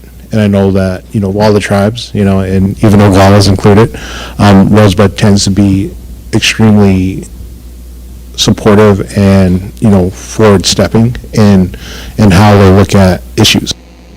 And I know that Oglala's are usually at the front of some of this stuff because, you know, they push us up to the front, but there's also a lot of strategy that goes on, and that's what I appreciate about Rosebud. And I think that we want to convey, Councilwoman, to the legislators is that, hey, we're, you know, sophisticated politically.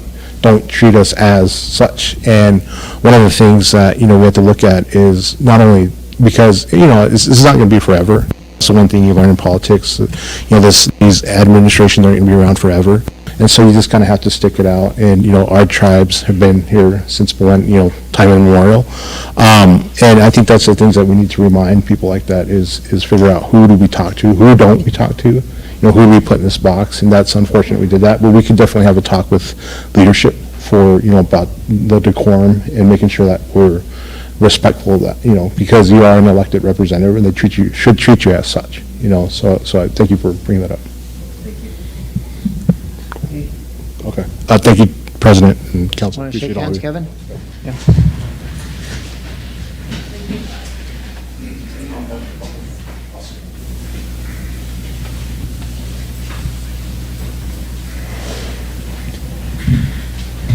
Transportation resolutions.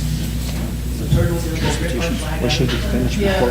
Here's one in here. One in that box, and here's the other one. Just one in that box, and there's the other one, so let's do the transportation. Thanks for coming. Okay, all right, yep. Yes, go ahead, Chris.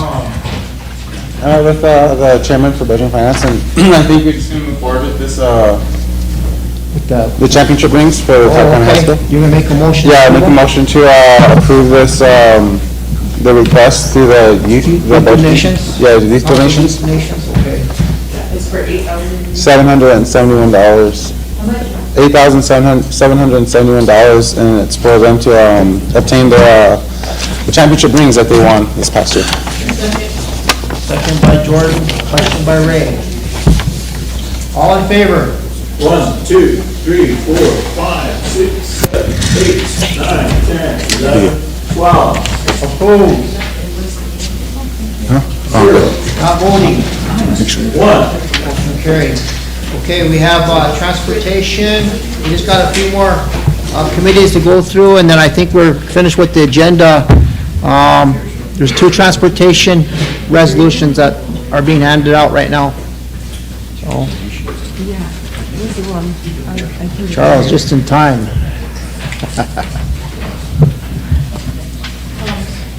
Go ahead, Jordan. I just have a request, so on the 24th council meeting, can you add animal community? They want to give the report for our shelter that they had. Okay. Just for the money that the tribe has given and our Red Cross shelters and stuff like that, if we could just put that on the agenda, that. Okay, we have casino report, and we have honoring of the immersion classroom over in Mission, and a drum group from Black Pipe. I think that's what we had on there. We was waiting on the schools, the football team and the golf team till after we get a hold of the coaches and get something organized with that, so, okay? You just put it out there sometime that day. Okay. All right, thank you. Yeah.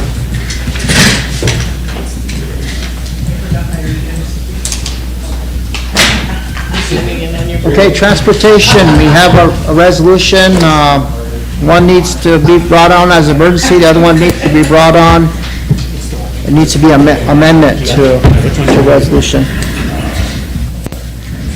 So who's presenting for transportation? I'll do one and Okay. I'll make a motion to amend resolution 2019-201. Okay, there's a motion on the floor, we need a second to amend. Emily? And then the amendments are listed in the resolution where they're just adding 2 projects added to the road projects priority list and then 1 bridge project. That'd be the amendment. Hey, you tell me the one. I know. And then just adding, Yeah, adding in the Lambert Bridge, the Yellow Cloud Bridge, and Churchill Bridge, yeah. Okay, so everybody understand what the amendment is? So I'll call for the question. Question by Lisa. All in favor? 1, 2, 3, 4, 5, 6, 7, 8, 9, 10, 11, 12. Opposed? 0. Not voting? 1. Motion carried. Thank you. This one, Conway, you need to bring on as emergency legislation, motion, Thank you, Mr. Chair. okay? This go through committee? Need a second? Yeah. Need a second? Well, second. Second by Ray, question by Charlie. All in favor? 1, 2, 3, 4, 5, 6, 7, 8, 9, 10, 11, 12, 13. Opposed? 0. Not voting? 0. Motion carried. Number is 25. Motion to approve. Everything? Okay, make a motion to approve emergency legislation 2024-25. 2024-25. Need a second? Ray? Okay, go ahead and read it. Okay, so start at the 4th whereas. Okay. Whereas the Rosebud Sioux Tribe Council has established the Rosebud Sioux Tribe Transportation Committee by the enactment of the Rosebud Sioux Tribe Ordinance Number 87-02, and whereas the Rosebud Sioux Tribe Transportation Committee has the power to review, develop, and recommend legislation for consideration and approval by the Rosebud Sioux Tribal Council, RST Ordinance 87-02, Section 7. And whereas the Rosebud Sioux Tribe Transportation Committee shall review and make all recommendations to the Tribal Council regarding all proposed legislation, messages, petitions, memorials, highway plans, federal 638 projects, and programs pursuant to RST Ordinance 87-02, Section 8.0. And whereas RST Ordinance Number 94-125 establishes a procurement policy and procedures for use by department and entities of the Rosebud Sioux Tribe. And whereas the procurement policy and procedures requires purchases of goods and services over $10,000 and over to be approved by the Rosebud Sioux Tribe Council. And whereas the agreement to be governed by the laws and regulations of the Rosebud Sioux Tribe. And whereas total compensation for services set forth in the agreement, Exhibit C, established to be $1,798,774, and reimbursable expenses not accounted for in the compensation for basic services, and any other compensation for additional services in accordance with the terms of the agreement.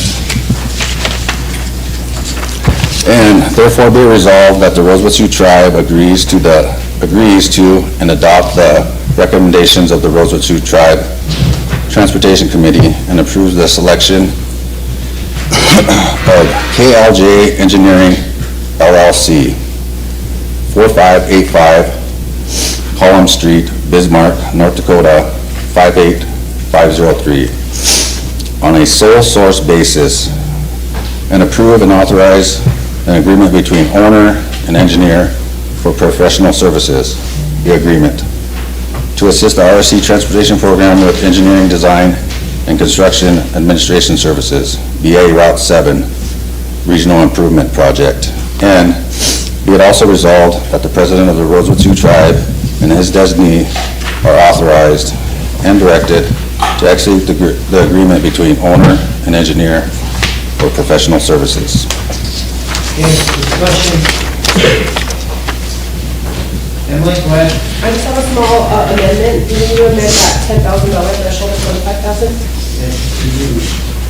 Okay, what's your amendment?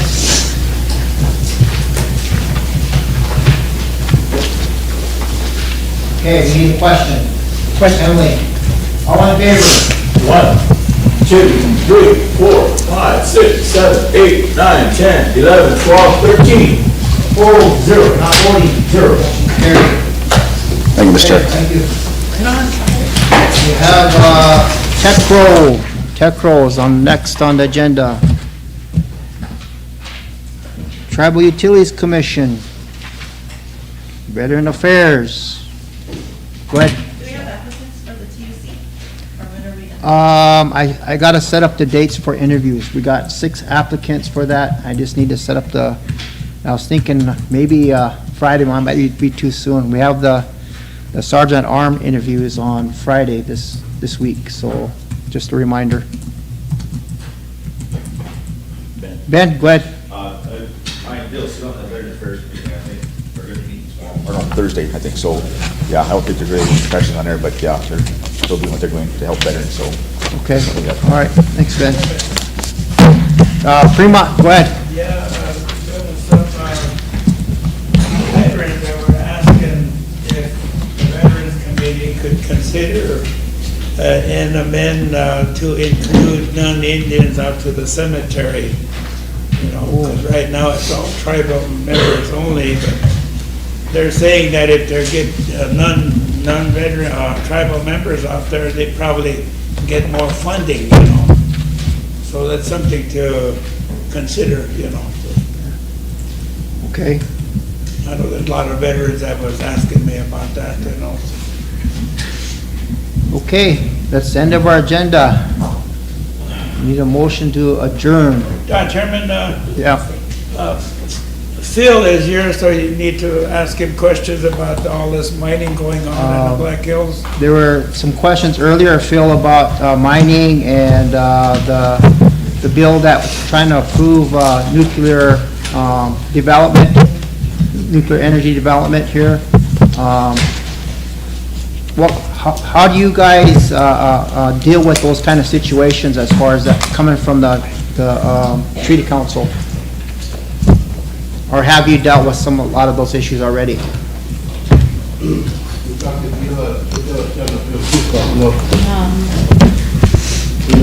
Well, in the past, we would run any opposition through the tribal council, and we've testified at the state level before, but that never works for us because we always lose at the state level. We have opposed KXL by resolution. We've opposed that other project, and we haven't brought forward the project where they're trying to get water from the Missouri. The state is doing their own things, you know, so our relationship, you know, from my perspective, is a nation-to-nation relationship with the United States government. And I tend to not rely on the state too much because our treaty is with the United States government. I don't understand why we work at the state level, but that's you. That's your decision. But that's the only thing that we usually do is work with you to oppose these projects. But we don't have funding to, you know, go on testimony, go to peer, or if we need to go to Washington, we're very low on funding. So you know, we're limited. We can push the opposition by resolution, do what we can.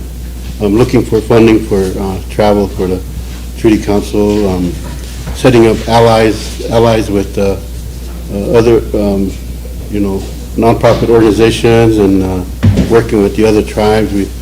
the treaty movement is getting stronger. I don't know what else I can bring. Just wanted to also report in your email that you just seen that Black Hills Sioux Nation Council is bringing forth an effort to develop legislation for the return of some lands within the Black Hills, within the racetrack, and that wouldn't require giving up anything else. You know, we're not asking for funding. We're not asking for the Black Hills money. We always say the Black Hills are not for sale. So the strategy that we have different strategies. One strategy is something that we led with the Pactola Visitor Center, as we hope to get more land, more management in that area to stop this mining. So that's one strategy we're going after eventually. Another strategy is we work with Lilius Harding, with Jarding, with the Black Hills Water Alliance, no uranium. They keep track of all of the mining claims in the Black Hills. Every once in a while I email you reports on that, and but that's the strategy we're thinking about, and to get co-management. And recently I met with the Great Plains Tribal Chairmen's Association, and I urged them to let's move forward on co-management of different sites like the Wind Cave and Devil's Tower and the grasslands in Buffalo Gap, Black Hills Forest. Those are what we're working on to stop the mining. We're keeping an eye on everything, but we need your support. And I'll keep you up to date. And next month, I need you to come to this meeting with the Black Hills bill, the new legislation that will return all these federal lands. So that's another, through a bill, congressional bill. So it's happening. Okay, thank you, Phil. Yeah. Jordan, you have a question? I just have a comment. I just kind of wanted to let you know, when we had our education meeting, we discussed our treaty right as in it being with education, right? So we didn't want to kind of step on your guys' toes, but we're hoping to have a collaborative meeting about it so we can kind of move forward to address the treaty and the lack of the education and them upholding that. So I just wanted to let you know to make it aware. I want to report on two more things. I'm going to work with some young people from our employees, if the tribe would allow me to create a study group or a working group of young leaders. I'm working with Sonny and a few others I'm recruiting, and we'll study all the treaty issues. It'll be like Treaty 101. And so another thing that we're very concerned about is the loss of the Lakota language, because if you recall, our grandfathers that signed the treaty, they didn't speak English. So in the Supreme Court, it's important that how we understood the treaties at the time they were written, and when our chiefs, our grandfathers, went to Fort Laramie.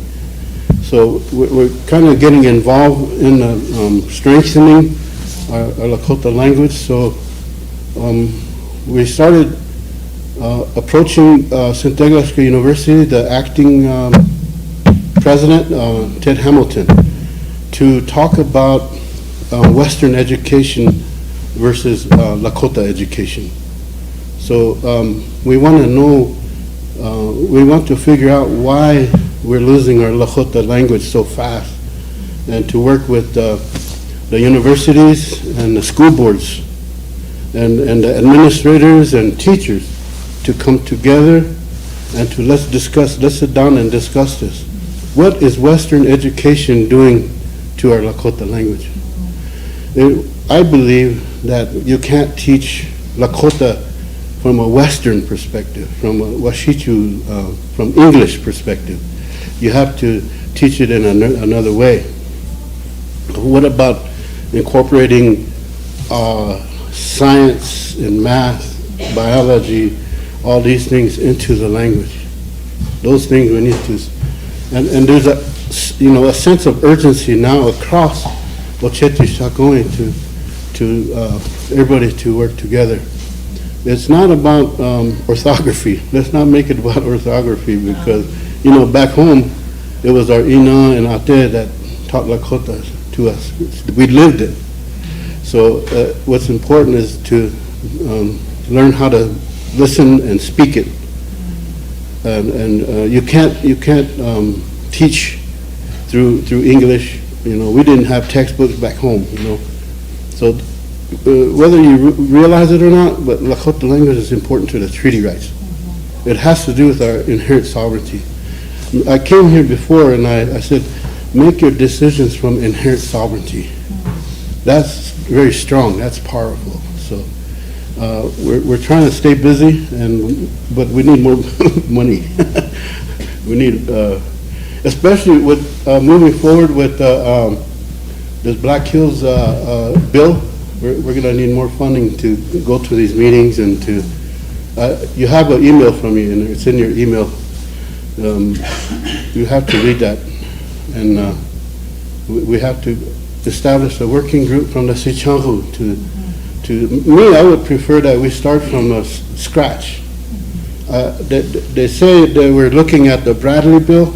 Well, I didn't agree with the Bradley bill, so I think we should come back with our own, recommendations. We need to back up and start from scratch and include all these things that in this bill. And it's not going to affect, when we talk about the 1851 treaty and 1868 treaty, we're talking about the Great Sioux Reservation. But this bill is just for around the Black Hills. So we have to consider the rest of the treaty rights. Thank you. Needs the floor. He wants to, I think he's very active in the treaty. And then we'll have Emily.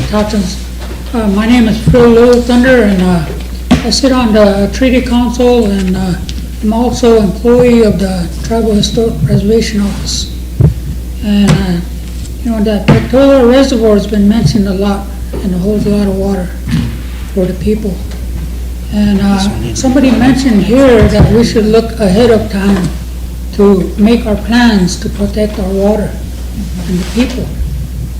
And to make these, what Mr. Twiggle here said about attending these meetings and, appearing at some of these hearings for the water rights and stuff, for the mining and stuff.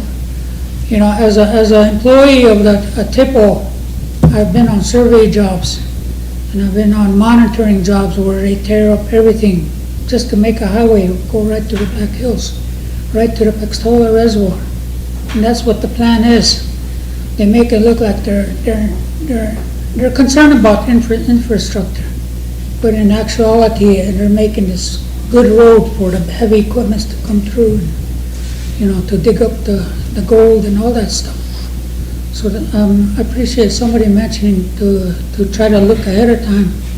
And as an employee of TIPO, I've worked out there, and if I find something significant, like a cultural object or something, I have to flag it, and I have to tell these construction workers, you can't go through here. So, I watched all these things happening in the Black Hills, and, I appreciate people looking out for the land and looking ahead of time to see what's coming. I want to thank the council and everybody here, Mr. Twiggle, for standing up for our treaty rights. Thank you. Okay. Thanks, Phil. Got Emily and then Lila. Go ahead, Emily. Thank you, Chairman. Hi, Phil. Thank you for coming. I just had a couple comments. I think I really appreciate, I know I say this often, I really appreciate the work that you guys do and how you think about everything. I just had a couple of suggestions as far as from some of the other committees that I'm on and meetings that we've been having. We've been hearing a lot about needing more support, and so what I've been trying to, get the word out is the more that your department or you and your staff can sit down and kind of identify what that immediate need is, even if we don't have funding for it, I think it's still important because we never know when a grant opportunity is going to drop out or a partnership is going to come available. And it's a lot easier if we could say, oh, Phil, I know has 3 plans just sitting on the shelf waiting to be funded, versus, hey, Phil, we have this money, we have to get a plan together in 2 weeks. So I'm just throwing that out there to see maybe if you already, it sounds like you already have amazing ideas about bringing youth in, bringing work in. So if we can get even, a basic narrative with a basic budget that at least gives us something to work at, gives budget finance something to work with. It kind of gives us even, grant writers, things like that. And then the flip side of that is also there's so much work going on that's amazing work that we're starting, but they're kind of like in little pockets here and there. And I've been noticing specifically with our language, so I'm wondering if there's, if you've identified a need or if you can see a need for getting some of these people together, because I think like even at Education Committee, we're having this great opportunity to be able to have Sichanguko and some of the immersion schools and adult language learning move forward with language revitalization and getting things like that.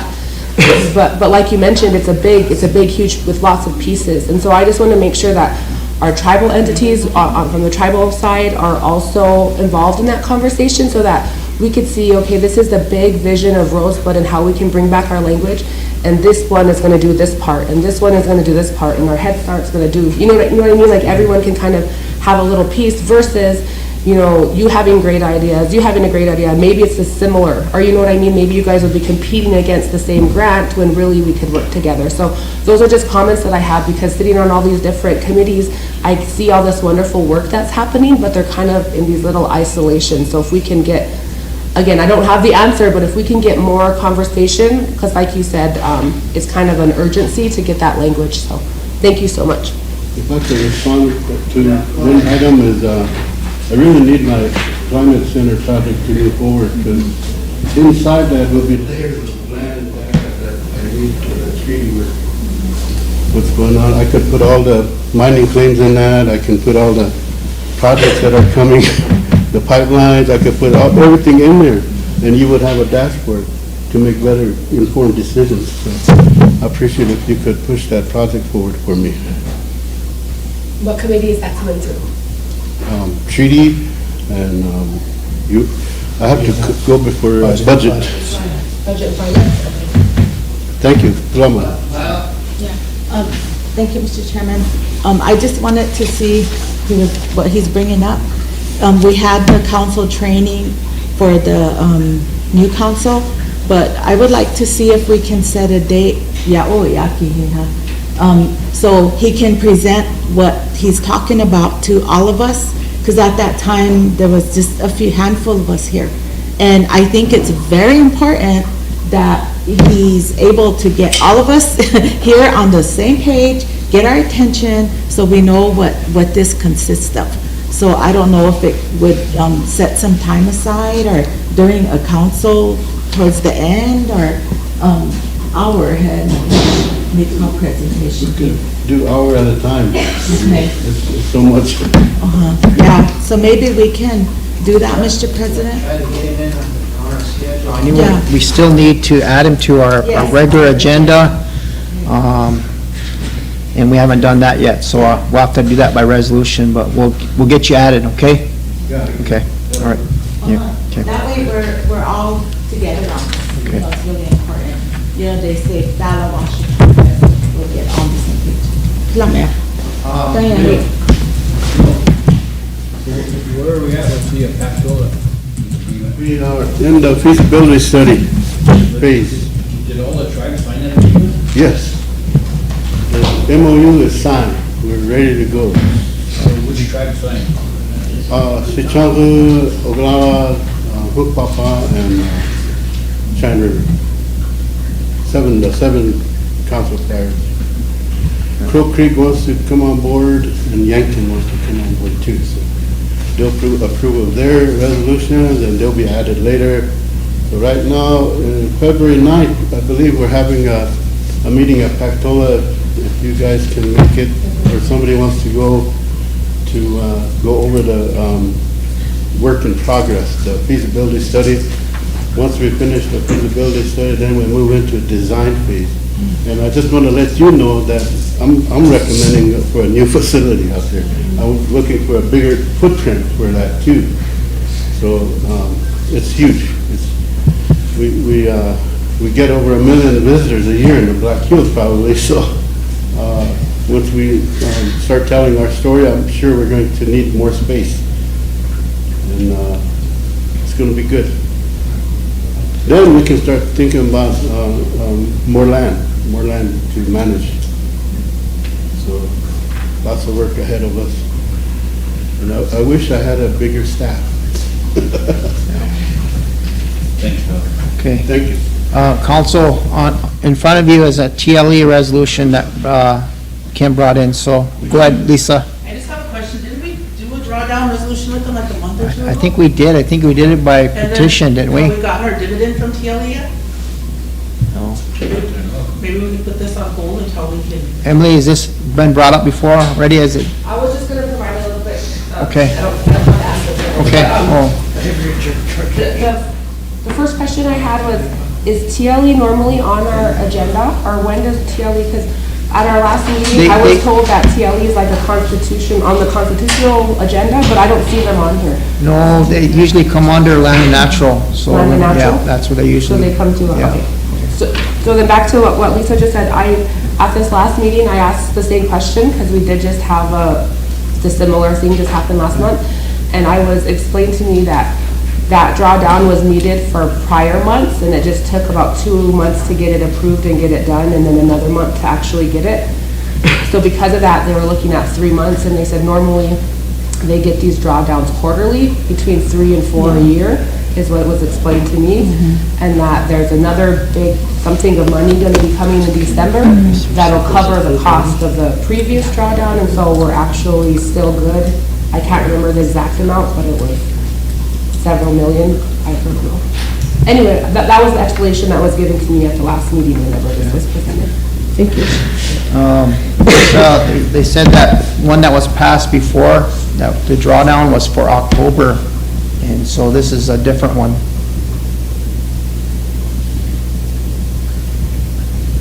I don't know if you want some more clarification on it, bring it back the next meeting, or maybe on Wednesday? Yeah. Okay, do that? Okay. Yeah. You probably have to ask about the dividend, or I can too whenever we get there, but I just also want, there was also something with the certificates being paid out because of that change in the amount, so that took a little bit of a bigger chunk than they normally do, so that was another reason why I think that the drawdown was a little bit sooner.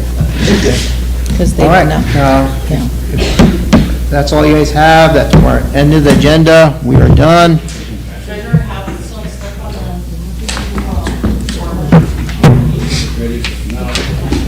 You guys want lunch break and come back? Or do you want to do Do we it? have anything else? He was gonna remember that money for the storm. Oh, yeah. Okay, well, let's take a break. Let's take a break, 10 minutes, 10 minutes. Great council.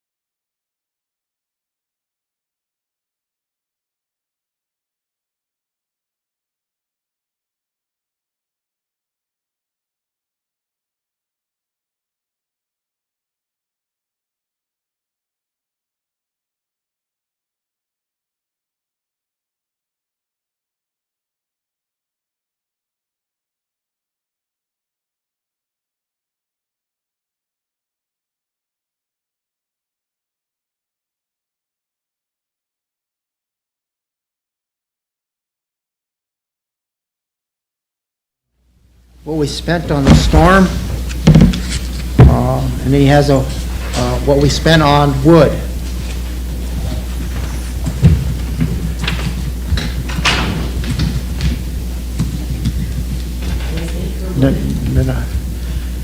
I was kind of surprised that too. We had a lot of vendors buying it little at a time, and sometimes would get like 6 cords, 7 cords, and then we go on to look for another vendor to provide that wood for us. But I was surprised we didn't go over that amount that you guys allocated for us, so that's pretty good. Yeah. Yeah. On that wood, Thank you. there was a motion made, for the treasurer to find $30,000. So what I did is I took that motion and $9,999 of that, put it in the chairman's account, and the attached list is where we bought wood from. That proposal that we got from that Veterans Enterprise on those semi-loads of wood, we figured out with all the cost to get it down here and stuff, it was gonna be like almost $600 a cord, so we kind of backed away from that and said no. So we found somebody in Dallas that had a lot of cottonwood, but we needed wood at that time, so we're working with him now. He's a wood vendor. He actually has a business down there, and he's Joseph something, I can't remember his last name. Joseph, I don't remember the last name. He actually has a business license, and that's what he does he has a business as far as cutting wood, so. He's been supplying our wood. Is that just Joseph's sawmill? Yep. Go ahead. Thank you. Apologies, I don't know, I probably should know this, but I don't have a wood stove, but I was getting quite a few complaints, and I know people shouldn't be complaining about something that's free, but about the quality of wood, that either it was live or it was wet and frozen and wouldn't light, or when it did light, it would just sizzle and wouldn't stay lit, and I got quite a few kind of along the same lines. I was wondering, do we have a quality control kind of on that when we purchase that, or is it just whoever shows up with a pile of wood? We tried to get that done, but we were so busy that we just didn't get to inspect the wood like we should have. I know when we started out, I told you guys that the wood would get dumped at the water resources up there, and it would be inspected before we paid them, so. But we were in a situation where we just bought it. We just bought it, and we just assumed it was good wood, so. So like in a perfect world, or like, not crisis situation, do we have an adequate storage facility where we could stockpile, where it would alleviate some of whatever those issues were? Or is there another? We do have a big building up there, kind of a shed-looking building up at Water Resources that's where we store it at, so. Okay, thank you. Okay, council, the first page gives you a budget for $50,000 that we set aside for an emergency. And then the following pages is a backup of how that money was spent. How much was that total reimbursement? The FEMA reimbursement? The FEMA reimbursement was, I want to say just under 600,000, but then the VA did that grant application. I forget what it's called. Anyway, imminent threat grant. That was $1 million. A part of that $1 million was $300,000 for the tribe's 25% of the cost of the donor. So if we had the 300-some thousand, 500-some thousand, 863,000 is what we received as FEMA reimbursement last year.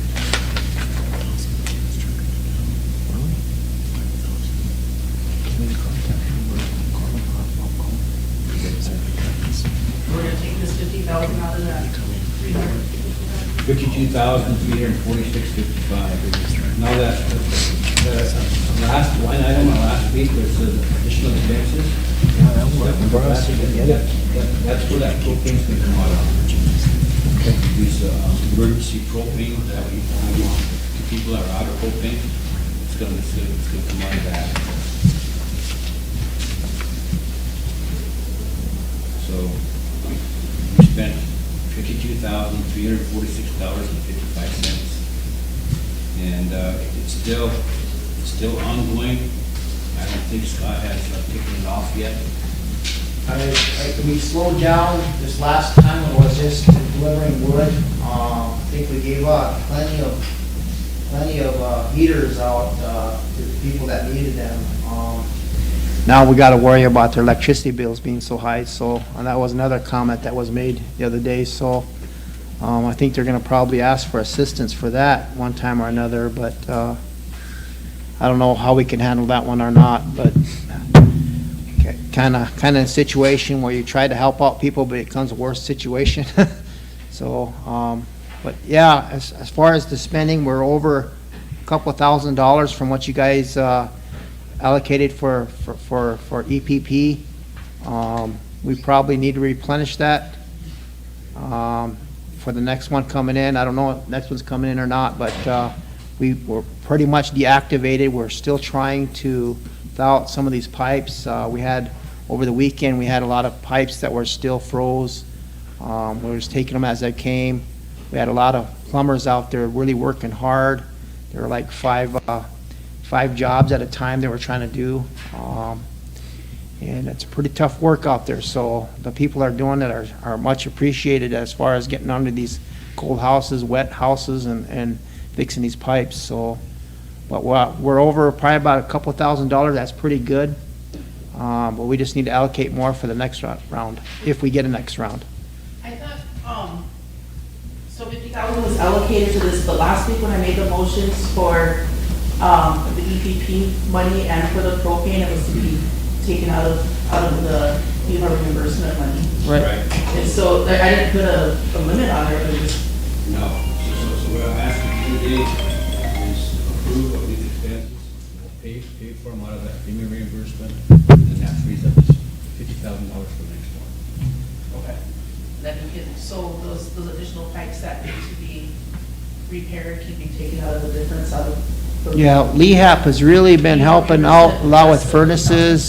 She has some money over there that she had a crew going as far as fixing pipes, thawing out sewer lines and that kind of stuff. So she's been using some of her funds, but some of that has to be reimbursed to her too. As far as the heaters that were spent on there, some of that, she got those through her program. And so we're gonna reimburse her with the cost for LEHAP to buy those heaters for us, so. To answer your question, Lisa, we haven't really sat down with Jim and Jim at ARPA yet, but our initial plans, like I told you earlier, was that EPP funds would only fix the emergencies, and then we'll work with ARPA construction to do the actual repairs. If they need additional funds to do the repairs, then we can supplement them out of the FEMA reimbursement. And are these fuel expenses, are those just for vehicles, or are they for the plow equipment too? Everything. So it's just like 800, you just gave them an 800 limit every time? Those are the purchase orders. Oh, okay.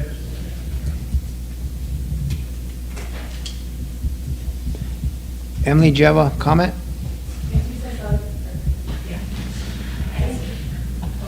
And then Chris? Oh. You don't have a quorum? Okay. Quick one. The first one is having to do with communication. And I think like even earlier today, we weren't sure if EPP was still activated or not. So if there's a way that we could get maybe a group text or email whenever, because I know I had heard, that there was discussions about, well, we might stop it, but leave it partially activated so that they could kind of do some cleanup or whatever. But I just think if we could establish what that process would be, that way when we get calls, then we don't have to call you or call Bob or call everybody around. EPP has been putting on the communication site as far as being activated, and that's been going out. We just need to get better at saying that we're not activated anymore. So basically, call your council rep, just kidding. I know. Just let me know and I'll just blab it. But so that was just my first comment of just if we can just tighten up some of those communication things. I know we're still learning and all that. And then my second question is, it seemed to be a lot of broken pipes this time, and I know we're, in climate change and there's just so much unknowns that we have to prepare for. But it was really an eye-opener about our need for water, or even water jugs. Like we might have had a faucet, but we didn't have, how do we get all this heavy water to houses that need it? So I was just making sure that for the future that we have a plan to address that. Even if we get, I don't know what they would be, but like I don't know what they're called, water jugs or something, because I think we wiped out Redco or Sichanguco out of their 5 gallons, and I think we kind of exhausted our existing resources. So I first want to make sure that they get their, paid for that or get reimbursed, but then I also, moving forward, if there's a way that we can plan for, somebody mentioned there might be collapsible, some that can store a lot better, and then when you need them, then they pop up and whatever. But anyway, I just wanted to make sure that those things were being addressed. Those collapsible gallons or jugs were used as well. They're up at Water Resource. Oh, they had quite them. a few, Okay. so we did use those. Oh, good, okay, thank you. Lisa? I'll go ahead and make a motion to approve the payment of $50,000 for 3, 6, 9, 10. There you go. 11. Motion to. Approve the payment for the $50,000 for EPP to be paid out of, or $346.55 to be paid out of the FEMA reimbursement. Second by Emily. Question by Chris. All in favor? 1, 2, 3, 4, 5, 6, 7, 8, 9, 10, 11. Opposed? 0. Not voting? 1. Motion carried. So like I said, Scott and I haven't had a chance to sit down with our people yet. So those calls that you're going to be getting as far as fixing these things that happened here before, that's where we'll send things out from there. And if they need additional funds, then I'll take some out of the FEMA reimbursement. We'll get them in. We're just continue to do a stockpile, so the treasurer will make money available for wood as we need it. So we're almost depleted the amount that you gave us the first time.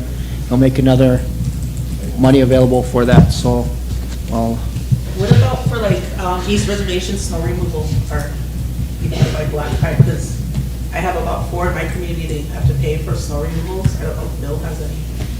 Or do they? Pretty much, the Vines did it down there, and they built SWA, and then in town, the ones that live in town, Bird, still, the city does it, except for sidewalks and right behind the cars. Yeah, we need that kind of stuff. We haven't built. Okay. okay, is there any more questions? Or I guess we're done for the day. Okay, need a motion to adjourn. Ray? Second, Elisa. Question by Ben. All in favor? 1, 2, 3, 4, 5, 6, 7, 8, 9, 10, 11. Ben. Opposed? 0. Not voting? 1. Motion carried.